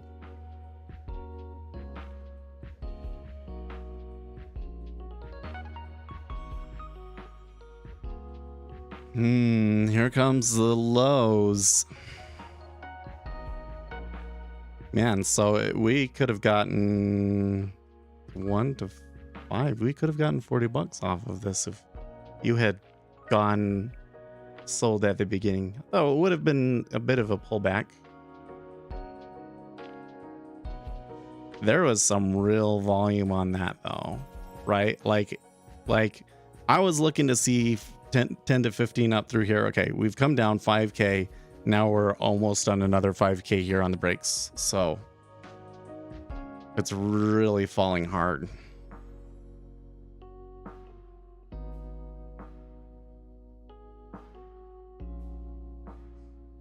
I do think still, well, let's see here. Where do we got? Yeah, actually there's this whole area coming back. Okay. So when I'm looking just at the action from earlier, so we started the day all the way down at 110.23. Okay. So like lows of the extended session would be 110.23. Okay. Can they make it down there?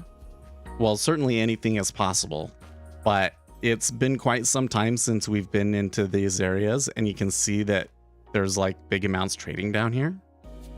right? So there's plenty of liquidity that sellers would have to push through. So especially if I think that that move down was like trapped traders, I think that I've got to be really worried about expecting this down move to continue and extend. But there could be something more to it, some other reason why they're selling and that there's still a lot for them to sell through.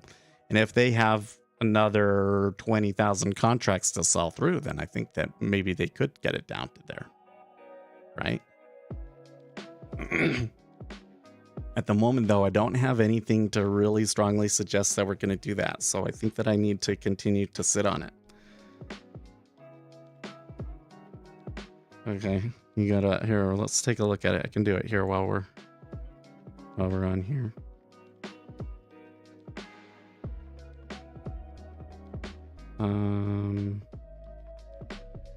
Are those two documents or are they different links to the same document?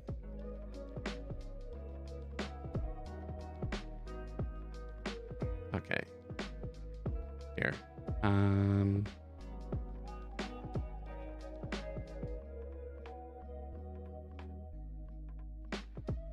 I have to request access. So check your email and you should see an email about me requesting access to it. Oh, is it the same link? Oh, you're right, it is the same link. Why did I not see that? Have you ever used the NinjaTrader 8 Super DOM trying to get a hang of it but would like to see more depth level? Is there an option to increase the number of levels but nothing is changing by doing that? Okay, so yeah, in the properties, there is a property that allows you to see more levels on the Super DOM. Because you're probably using CQG Kinetic for your data if you're using NinjaTrader, some instruments are more limited than others. So if you changed your DOM to oil and you set the number of levels to like 50, you should be able to see like 50 levels, right? So just a heads up, and about 30 minutes. Overall, I'm not a huge fan of the NinjaTrader DOM. Speaking about it's just not UK economy. It's not very good. I mean, it gets by if that's all you've got, but okay, I should have access now. Let's try this. Yes. Okay. Okay, yeah, no, you can do that. Open, high, low, close, volume based on session times. So Hunt will be, so following his statement that he made earlier on in the morning at around 11 a.m. UK time, he'll be addressing the Commons today at 3:30 p.m. UK time. Or relative measure. You can do that one or two, but that one's a little problematic. At 11:30 a.m. Eastern time. Okay, so for instance, Jigsaw had an indicator that they wrote called the cumulative sheep index that was basically a measure of like what volume was today compared to the average of the last X days or whatever the deal is, right? But it is an expensive indicator, and if you put that on a watch list, it's gonna really it's a lot of resources to do that sort of a thing, right? Because you have to load all of the data for the last X days for every instrument on your watch list, right? The correlation matrix, doesn't NinjaTrader have one?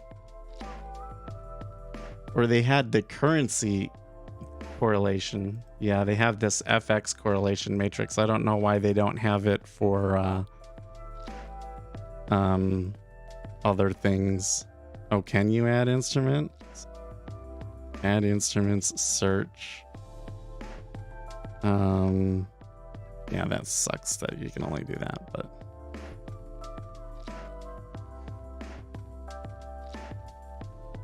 so I think, well, let's see here. So if I just come in to the columns on the market analyzer NinjaTrader 8, right?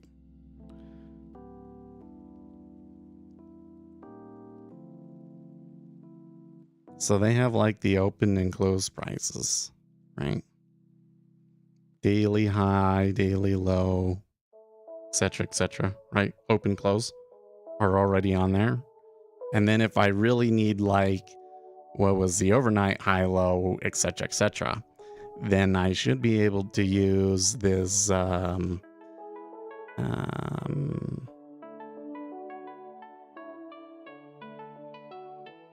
it's not added in there, so I would have to add it as an indicator. I can add an indicator in here and change the indicator to this oh, where is it?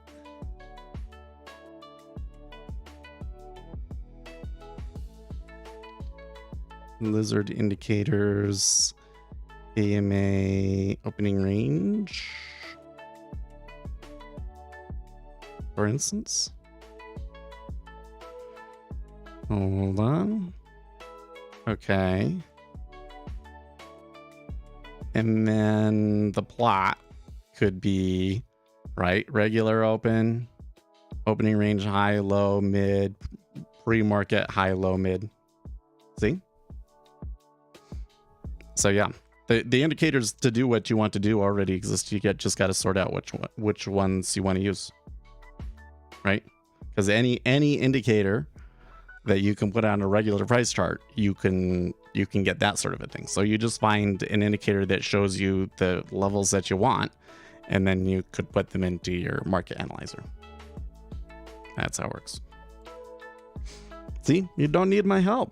Well, I mean, you need my help, but you don't need me to program something for you. Then now the correlations thing, I wish there was a better way to do that, but you can do, there is like a correlation indicator that you could add, so you could get correlation with one specific instrument if you wanted. Okay, futures cures backwardation in contango. Is there a way to observe this in a watch list? Oh, I wish.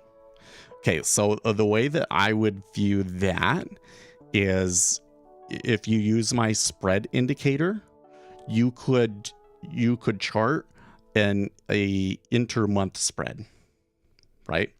And you could use the inter-month spread as a rough indication of whether we're in backwardation or contango, right? Because it's not a completely perfect way of doing it, but generally speaking, you know, if we're in contango, then the months further out should be higher than the months close to us, right? I forget how the directions of all those things are and everything, but that's how I would do that.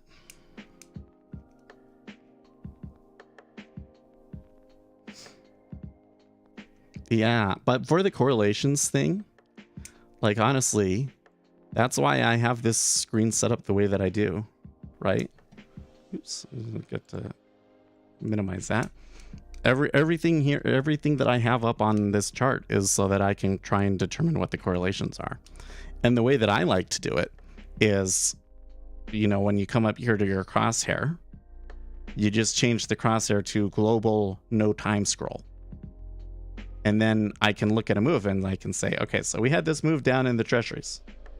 What else was moving at the time? Oil moved down at the time. The 6J moved down at the time. We did see the dollar move, but not huge. Not huge enough to justify a move all the way down. So it kind of looks to me like that for whatever reason, the 10-year treasuries sold and all of the correlated instruments moved fairly well with that. I don't know if the turn there in oil has anything to do with it or what, but I think that's the best way to look at correlations, because there's a lot of issues with quantitative measures of correlation and co-integration and so forth, right?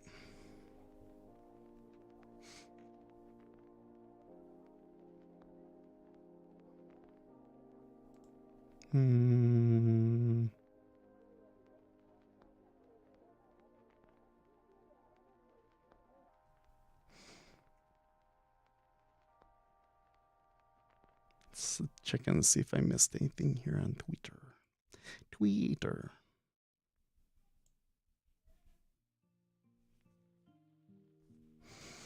Okay. Well, so we had that initial kind of like what do we call it? The hull of some sort at 04 half. We seem to have slumped a little bit more. So it definitely seems to me that the selling today is much, much stronger than the buying. Don't know why that is, but at the same time, there's no reason that it has to continue selling, since we don't really know the reason for the selling. Especially, it's hard to make the case that it will continue or do anything. So we're probably still in an area where we just got to be really cautious. If we really strongly felt that we were going to continue to see buying here today, I think that this would be pretty strong places to do it. Because we are, we have kind of slowed down here a little bit, and we are building a little bit of a range, and we're below some of these key points like 04 half that might lead to us, pushing back up to get those and then gaining some momentum on the other side. So from the order flow perspective, the long side looks okay. But that certainly might not be the case if more market selling comes in, right?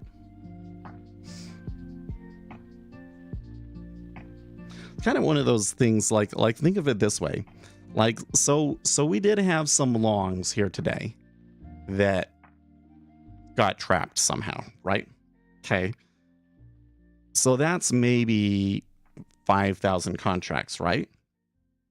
But there could be one player looking to sell 30,000 contracts a day entering into a position, right?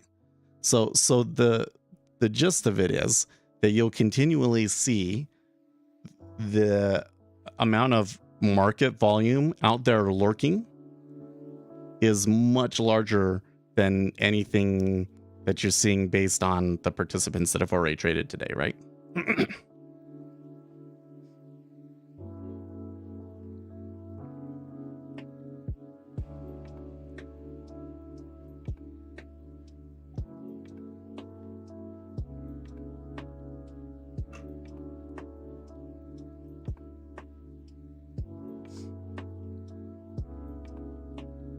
Yeah, so do you see it right there at 03? Okay, 140 offered. Nobody was trading into it. 02 half being a little bit more firm. Looks like the level 2's flipped there a little bit.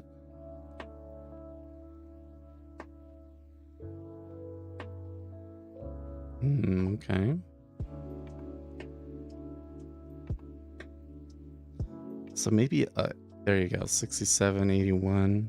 Okay, now you trade up 175. Not a whole lot. Okay. You're able to get a bid.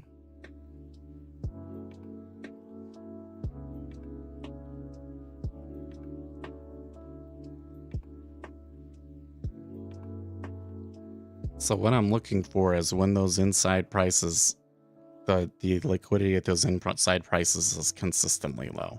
So we've seen a few moments where it's low, but it doesn't seem to be staying there for very long yet.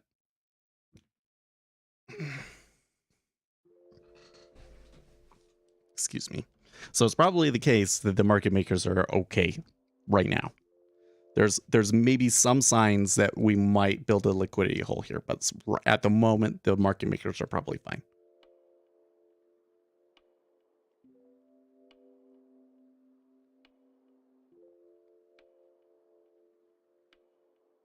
Now for the S&P 500, do you think that they're going to make another push up, or do you think they're going to retrace? So when I spoke to them, they were saying that a webinar would be like early next year, which is okay, but I'd like it to be sooner. I need to do more things. I need to just do my own webinar. We need to do my own webinar. Which indicator, you have the indicator package, right? Which ones do you are you using the most, and which ones are you interested in? Russia's Gazprom says that natural gas output was 327.4 billion cubic meters between January the 1st. Well, so Zach, go to lizardindicators.com and download that opening range indicator. At 89.3 billion cubic meters between the start of the year to October 15th. Well, as soon as I start asking questions about the S&P 500, another bull run starts coming through here.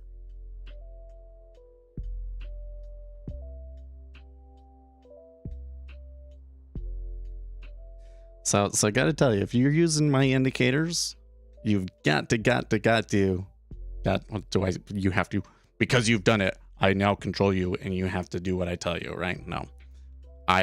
The biggest thing that I've got in there is the dollar index. So I would go and make a chart of 6E and add the synthetic dollar index on there. That one is far and away the most valuable, I think, right?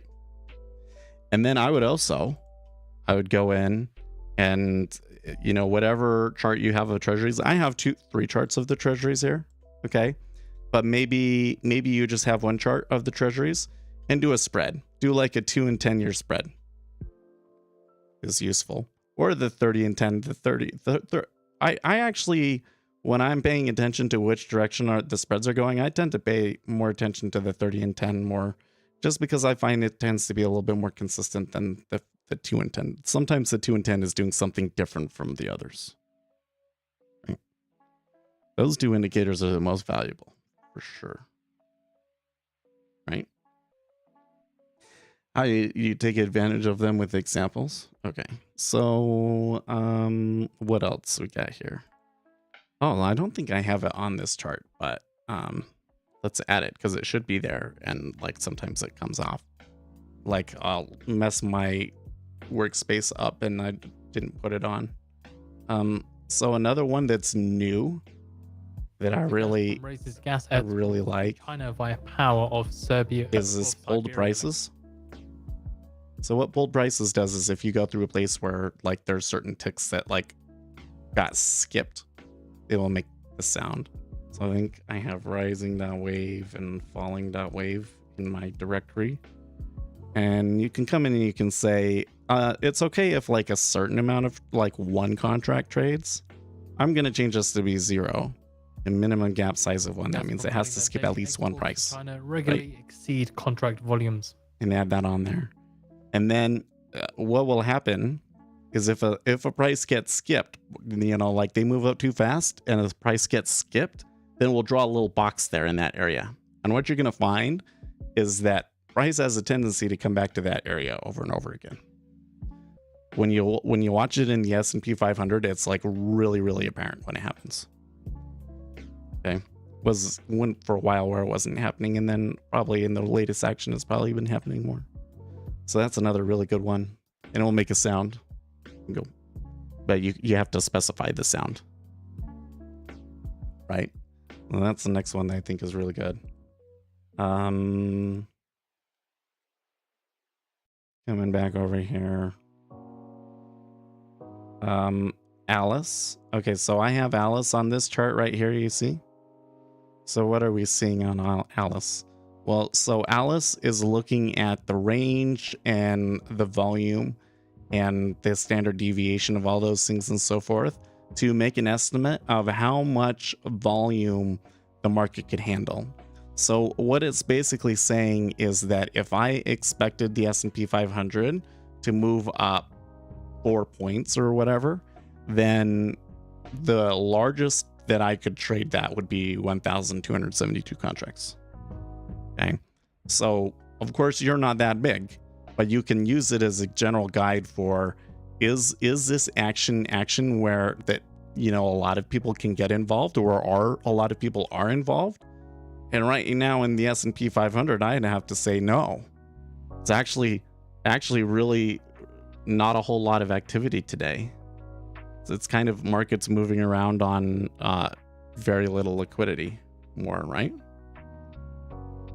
So that's how I use that one. That's how you use that one. That's a new one and a valuable one.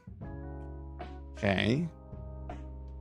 Oh, I also have inventory cost basis. So there's a bunch of these ones, like the largest resting orders and level 2 changes.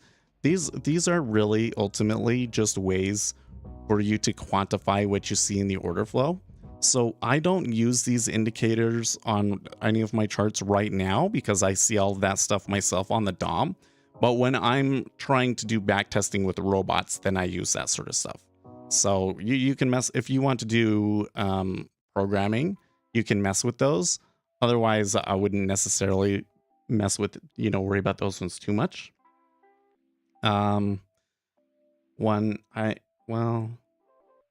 So this market order imbalance one is really valuable too, actually. And I'm going to make a new chart for it because this was it's more reliable for, or not reliable. It's better for a robot, I think. Okay. Market order imbalance. So what does this do? Basically, it creates a rolling window. We'll have to wait to see it go. It basically creates a rolling window and it says, okay, so like 0.5 would be the market orders are equally buy and sell, right? 0 would be everything is sell, and 1 would essentially be everything is buy, right? And that's where that comes from. So when you get to like a 0, really high probability of a short-term pullback. But it really is only a good one for like an algo because it happens so fast, at least on the S&P 500. Only used it on algos. Right.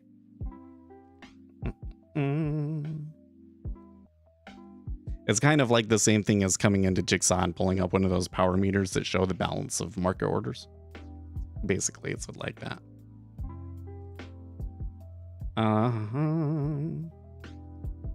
Okay, but then the other one that's kind of interesting. I'm expecting the Bank of Canada Outlook survey. If you're not familiar, I've had these ones for a long time, but this one here.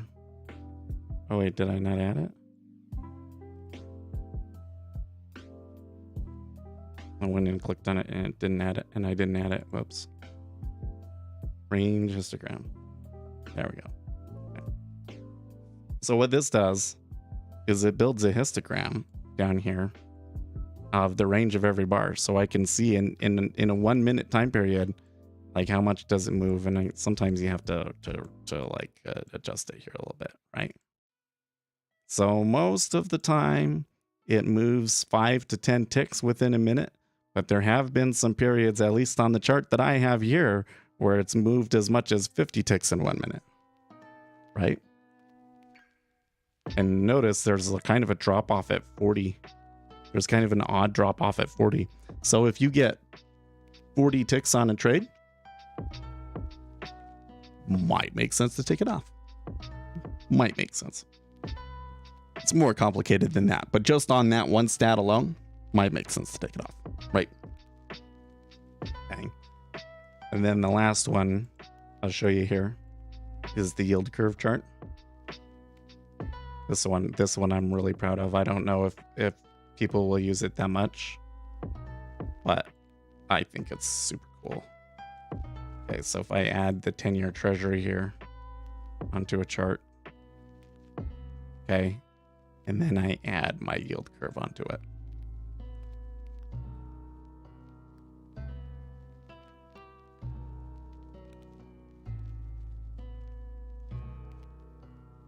And the expiry should be 10,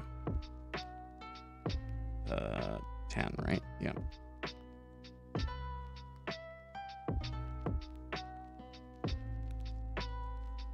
And 22.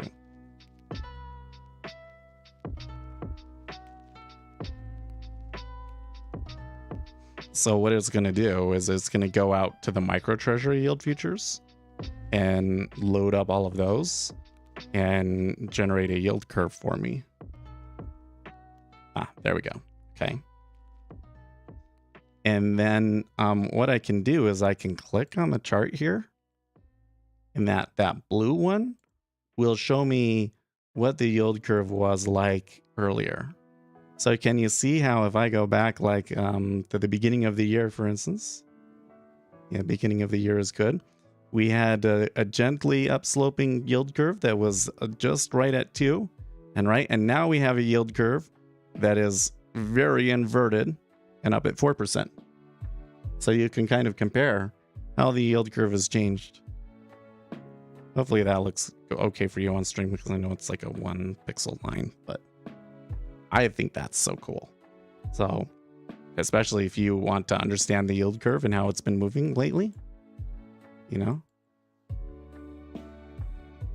you can even like click and drag the chart and see it change. Isn't that cool? So I'm really proud of the yield curve one. That was kind of difficult to make it work, but I got it, and it was a good indicator. So those are the things. We're talking about the indicators that I have on speculators.com for those of you if you just come in. So lifetime license $100. Those are some of the more useful indicators that I've got in there. Well, so they did have a little bit of a push further down to 111, which is like, okay, yeah, 111's an even number. But then they even kind of pushed a little bit further than that, and there's still like good volume on it. So I don't know the reasoning, but somebody's selling today. Somebody's selling today, and it very much so disrupted the trade that I was looking for. But I think I did a pretty good job of being like, okay, this isn't working anymore, and then staying out. So good for me. Good for me, huh? A step in the right direction. I checked out Lizard, but I think I'm going to try and build it from scratch, connect to an API and build my own UI. I have a vision for what I want to do. I'm just going to make it lots of ideas. My coding skills are limited, but it will be a fun project. Oh, okay. I would really like to see at some point Jigsaw make a watch list. Because you know what I would really like to see is a watch list that's integrated with my recenter, the DOM button, right? When I click that button, it recenters all of my DOMs. And I would love if it also did the same thing in my watch list, so that then I see how all of the instruments have moved since I reset things. Huh? That would be cool, right? I think that it's something that they could do. I think they've got other stuff on their mind right now. They were working on charts with different time frames on them. Oh, you can hear this. We have the news. You're not supposed to hear him, David. That's Financial Juice. It's okay because you're like 5 seconds delayed, but that was what you were hearing was Financial Juice. I usually have that muted from you guys, but I had it turned on still from Friday from when Liz Truss was speaking.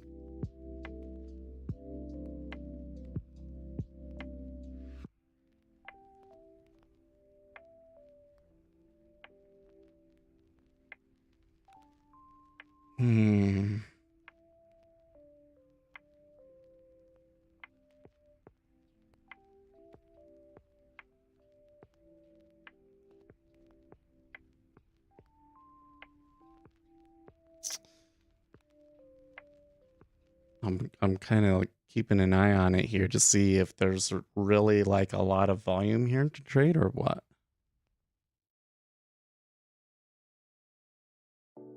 Similar to what I was thinking with the recenter, but your idea has a better touch, yeah. But the problem is that Jigsaw would need to make it, right? Nassim Nicholas Taleb says he has closed his Bitcoin short. No reason. We'll think about it later, okay? That's really interesting. Well, he made good money on his short.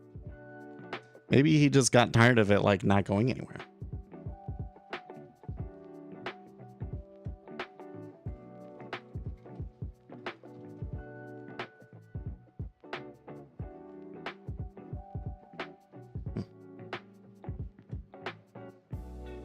You love his books. Yeah, that's good stuff. Okay, back to 111 even. Well, now that we're at 6.5, right? That would have been a disaster if I had held on to that. But if you were smart enough to go long at 3.91, then good for you. I don't think that was any of us, was it? Did any of you go long 3.91 micro 10-year yields? I'd say that this is still a little bit of like what I was warning about, where I was like, yeah, they could make it to the lows of the day, but it does look like the volume below us is the liquidity below us should be pretty okay. And you are seeing that, like 4 to 7,000 having traded at every price. And I'm sure that by the time this is all said and done, there's going to be a couple of 10,000s here and all that sort of thing. It's not just trending down. So there may be a large meta order executing here, and there might be a third leg to it too. But the liquidity situation below us is such that I think your potential reward on the short is not necessarily good. Like this move, so like we had from 04 to evens, right? But before that, we were like at 12, right? So this move was like half of this move. So then what's this move going to be? Maybe you can get 28. I don't know. You know what I mean? It's like, isn't Jigsaw supposed to? So they've made some comments on their blog that suggests that they might be coming out with an API, yes. But we'll see what it actually entails. I suspect that it will be more about being able to make your own charts. So I kind of wonder, actually, I wonder if I can tell. I was kind of wondering how they make their charts, because I had been looking at writing charts in Rust, and there's all these APIs for doing drawing, right? So it used to be that you'd use Direct 3D or OpenGL to like draw on the screen with the video card, right? And I guess if you're doing 2D things, it doesn't really matter too much, right? But then there's this other thing called Web GPU or something like that. That is an API specification, should we say? It's a specification for doing graphics with the web that is like still under development, and people have been making libraries to match the current spec, right? So I was looking at that on Rust, and I was kind of leaning towards trying to do my stuff in Rust with that. And then I thought, well, is that actually how Jigsaw is doing it? Let's see if we can find out. Because I remember there being like when I first installed the charts, there was like a library or something that they had to install. So I should be able to come in here and find, the DLL.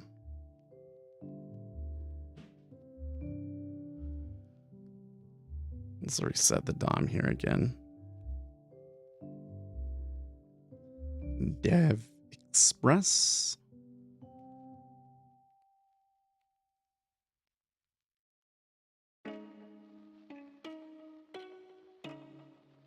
Maybe Dev Express is the DLL that I thought. We're using protobuf. That's probably how they do the bridge.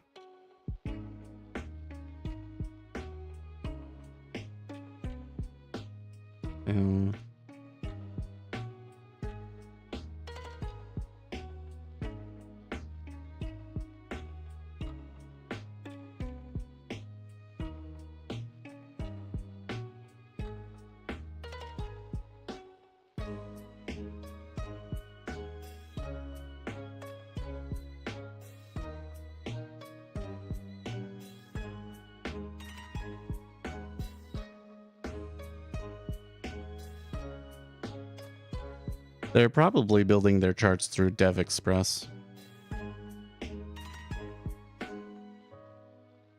There's probably a control in Dev Express that they're extending somehow. You started reading about Rust this weekend. I signed up for a course that shows how to get stock data from an API. Oh, wow, really? In Rust. That's interesting. Yeah. Yeah. R is Rust? No, R is something else. R is really cool too. So R is more of a scripting language that was created by data scientists. So the thing that's cool about the thing that's cool about R is, number one, it has really well built-in functionality for handling large data sets, right?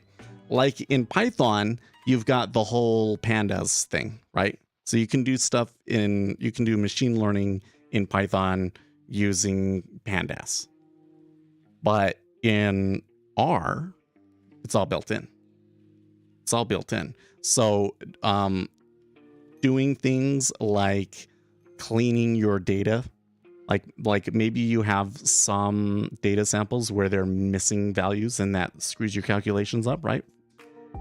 You can clean the strings, and it's possible to do it in Python, but you probably have to use a method, whereas in R, it's all built in. So especially if you're doing this sort of stuff at like a university, they're very likely to use R. In fact, when you go to R, and they have a huge library, like R, something that's cool about frameworks these days is that the maintainers of the core project will have like a repository. So anybody can come in and say, oh, we have a library that people might want to use and it's here, right? So in R, you can go into their interface and you can search through the hundreds of libraries that are available. And a lot of these libraries are made and maintained by programs at universities. So that's what makes R kind of unique. Rust was really more of a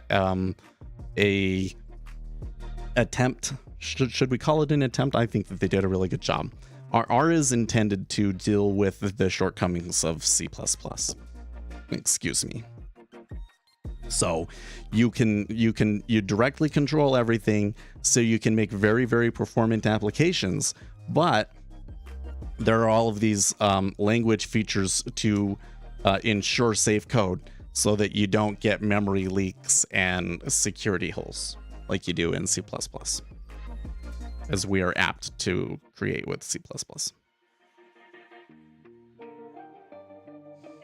I had a hell of a time with Python, Pandas, NumPy. It's not my language. Spent a month loading stock data and playing around. Yeah, it's good. There is some weird stuff with it though. Like one of the problems that I have with Python development is that all of the machine learning guys have like been messing around with this stuff forever and kind of already have like this template code to load things and everything. So when you're going through tutorials and you're trying to understand the code, like there's this whole swath of code that you have to understand to even really understand what's going on in the example, you know? Basically, the gist of it is, if you go and you download an existing example of code in Python, and then you want to adjust it to your own thing, it's really hard because there's all of this template code about cleaning and loading and cleaning the data that you have to understand first. And that probably ends up being different for your data structures, right? I never tried a lower level language. Rust seems interesting. Python is. So have you never done like a garbage collected language like Java or C+ or C#? That move up there looked like pretty okay, but it's probably going to come back to that 111 again. Yeah.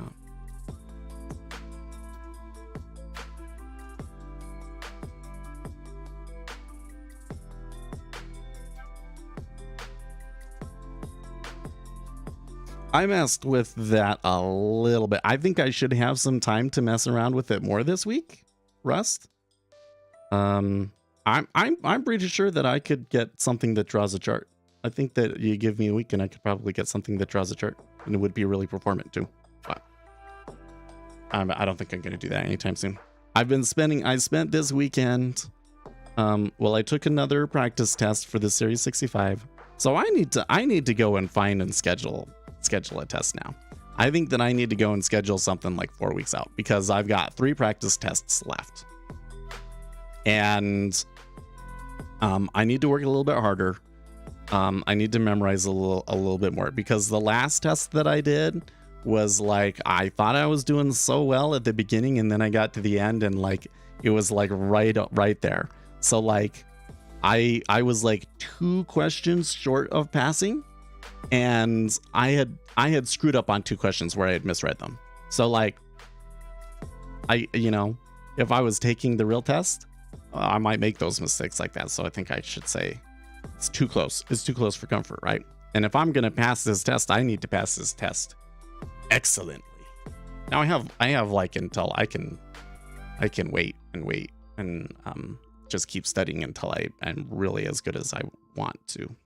I think actually maybe what I should do is I should start going back and retaking some of these tests, making sure that I've really remembered all of the pieces of information that I had failed on in the ones before.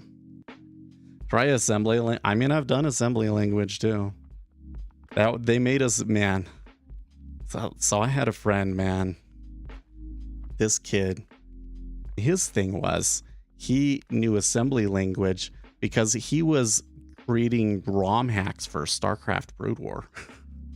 So he knew assembly really, really well, and he could read it just like a regular person reads code. It was insane.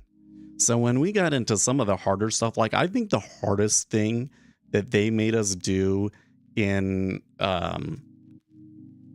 at the university, the computer science program, that the thing that I found the most difficult was memory allocation, malloc. So like in C, there's a function you can use called malloc, and they made us make our own version of that. Oh my gosh, it was such a mess. And there's so many little things that you can do in there to like make them more or less performant that I saw some people do, but I didn't have enough time. But or we didn't have enough time because it was like a group project, right? But he blew through that so quickly, so that then we could focus on our other classes, because we were always just had too much work to do. I really have to say, because the like code camps is like a really big thing now, and I'm not like bashing those programs. I'm not saying that like they're worthless or anything like that. Like I think that for a person that's out of university, like there are a lot of jobs that you can do out there that will make you a lot of money after going to just like a 1-month code camp. Okay. Just don't think that it's the same thing as going to the university, because the university was like all of my time coding for like 4 years. It was intense, you know. You come out of that feeling pretty confident that you can make just about anything. The other one that I did that I found really, really hard was writing your own file system. There's this one class that had to do with like operating system type of coding challenges, and one of them that he made us do was write our own operating system. The framework that he kind of had for us to interact with wasn't very good and confusing, but like we're still able to do the thing. But like, man, there are so many freaking edge cases and stuff that you have to handle. It was a real headache to write that, man. That was hard. That's why they expect you to have 4 years of work for entry level jobs, maybe. I don't know. I got hired right out of school, right? Like I got hired by a finance company that was looking to hire people out of school, and then I worked there for 6 years. It was a long time I worked there, really thinking about it, because sometimes I still kind of mad that I don't work there anymore. But you know what? I'm sure sometimes I think the thing that I have the hardest time with is just accepting things that are supposed to happen. So when my ex left me, man, I was really pissed about it. I mean, like, I knew that like I was gonna go out and get remarried and do better, and I was gonna have a hard time, but the hit to your ego, I guess you could say, is so brutal. I was my nervous system or whatever you say, like I was depressed for a long time. Like you could just tell it was hard to go to sleep and all, like it's like a really traumatic event to happen to you, right? But she and I hold no ill will towards her or anything like that now. Things did end up better for me in the end. And she was in the hospital for heart failure last week. Oh man. Could only imagine if I'd been going the last 6 years. So it's been 6 years since I haven't been going the last 6 years, still not have kids, and your wife be in heart failure. Oh man. So I was super mad about it. It was the best thing to have happened to me at that time. Unfortunately, probably the best thing to happen to her too. You know.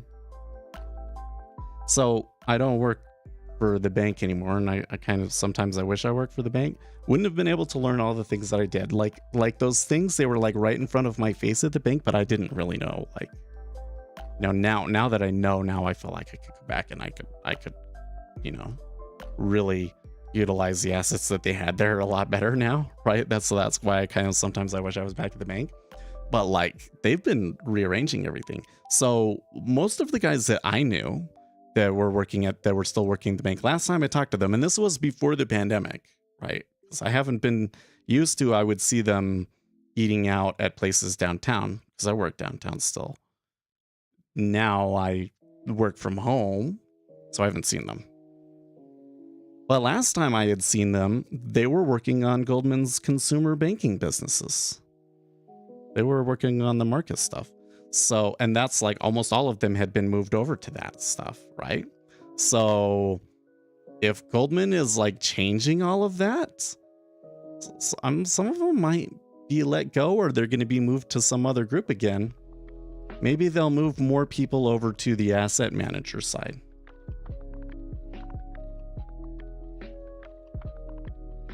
Triggering comment, that's why I tell every mid-20s guy to be married and have his first kid by 32.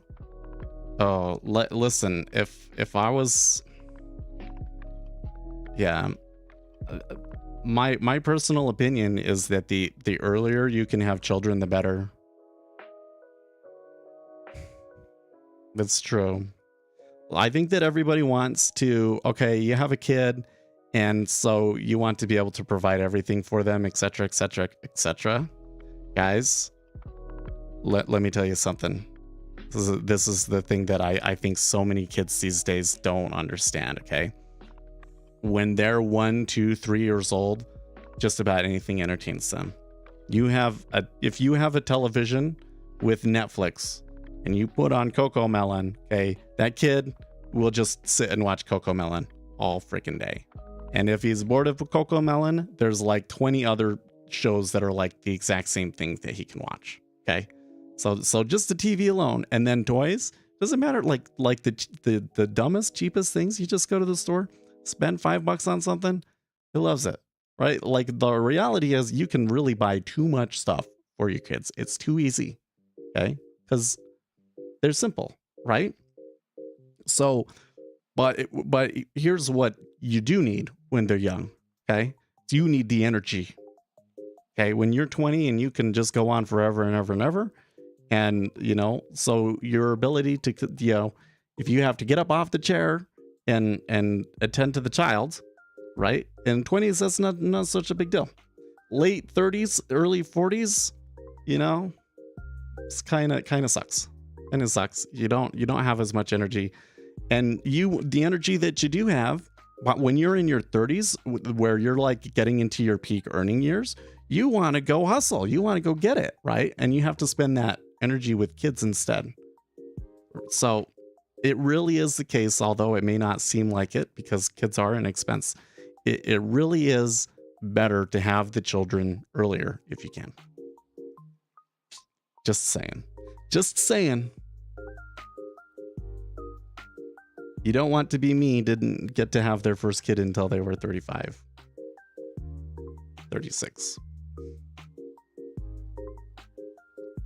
And I'm going to be like 60 by the time they're out of school. Kind of sucks, right?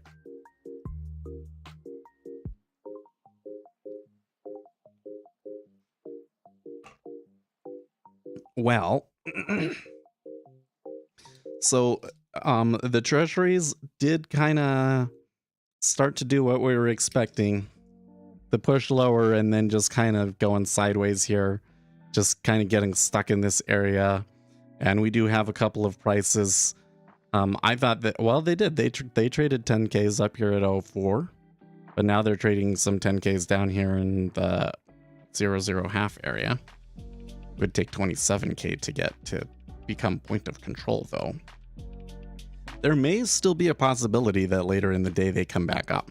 Kind of depends on why this would move down. Like one thing that we might want to watch for is the European close, right? London close. Maybe if it was people in London that were selling, they might. Well,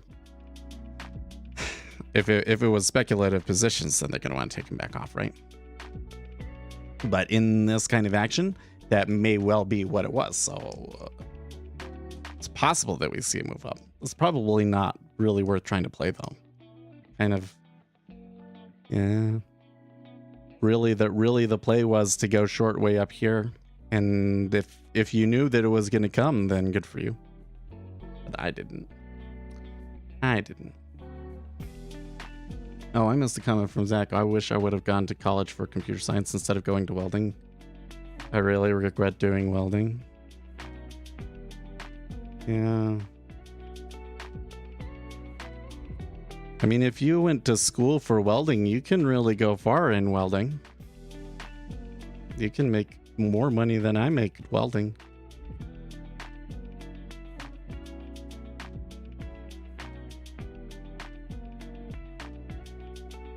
Why your portfolio is up 3% today, and it's that new new chancellor from the UK, I guess. That's him. I didn't know that's what he looked like. He looks like a total goofball.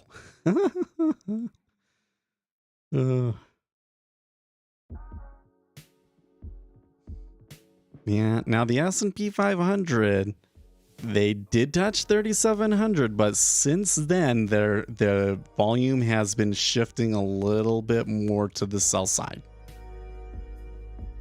So we'll see how that one plays out today.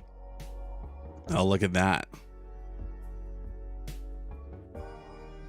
Is that me? Like, you're all listening and they're like, oh crap, Seth is kind of doesn't like the flow and maybe I better sell. Oops. I'm sorry, guys. I'm sorry. The S&P 500, you probably want to buy it. It's going to keep going up. I don't know. I don't know what it's going to do. It already did what I expected to see today. Now tomorrow will be the key day. Like, if we have an update today, can they tomorrow close above 3,700? And if they could, then that might mean we could have a really good extended rally here in the treasuries. It might be a bear market rally, but it would be better than what we've been having. What we've been having has just been brutal lately, hasn't it?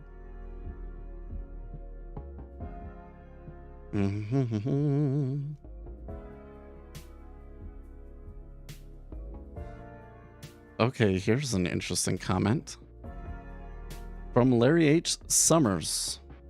How far back should I go here? He's saying a bunch of stuff. I am disappointed by the tenuous and selective analysis of team transitory acolytes who keep finding new arguments for their conclusion that inflation is about to subside and policy should be dovish. I will focus on Paul Krugman because he is so clear and smart.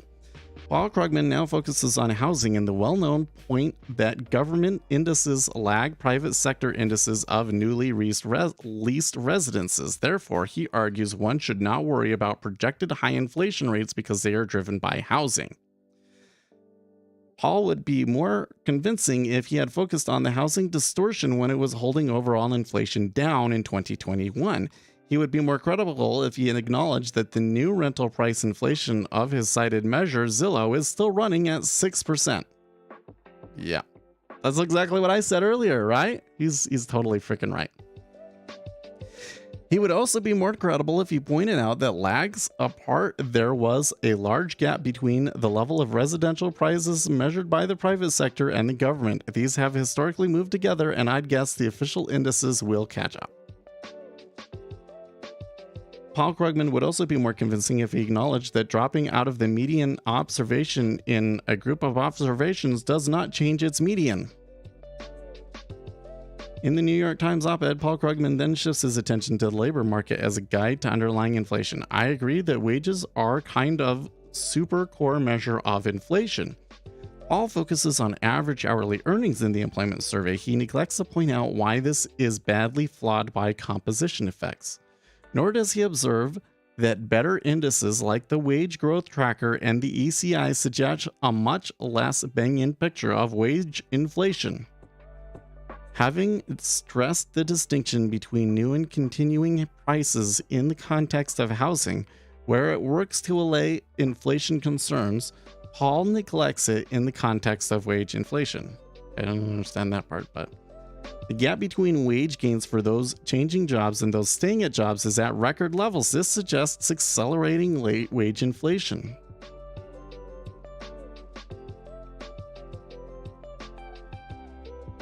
Okay. So they're saying that wages are accelerating for people that are moving jobs? Given dismal productivity growth likely caused by quiet quitting, wage inflation will have to come down significantly if sustained months near 2% inflation is to be attained.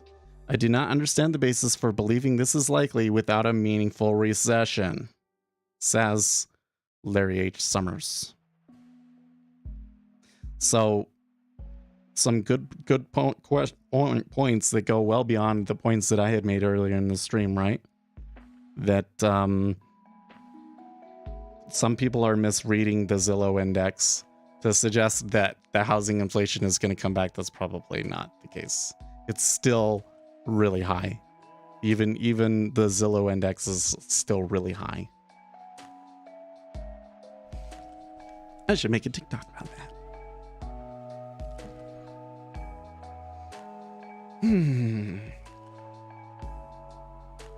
But here for the Treasury, it's been quiet the last 30 or 40 minutes or so. So I guess if there's still a big seller, this would be like what probably around the point that you would start to see that meta order come back in. But I don't know if it's actually going to be there. Tough call. Tough day in general. Kind of sucks. I mean, I did pretty good, and then I didn't make anything out of it. Ooh, I sure would be feeling really good about myself today if I had gotten in and had gotten the $20 and then been sitting here. Oh well. Hey guys, it's time for me to get going. I will see you tomorrow. Could be this, we got earnings, so stock market's going to be more interesting this week, but there's still stuff going on. And we still have pretty high volatility, so there may yet be some interesting stuff happen here in the Treasury. So let's just kind of sit and see what's next. I'll see you guys tomorrow. In the meantime, stay excellent.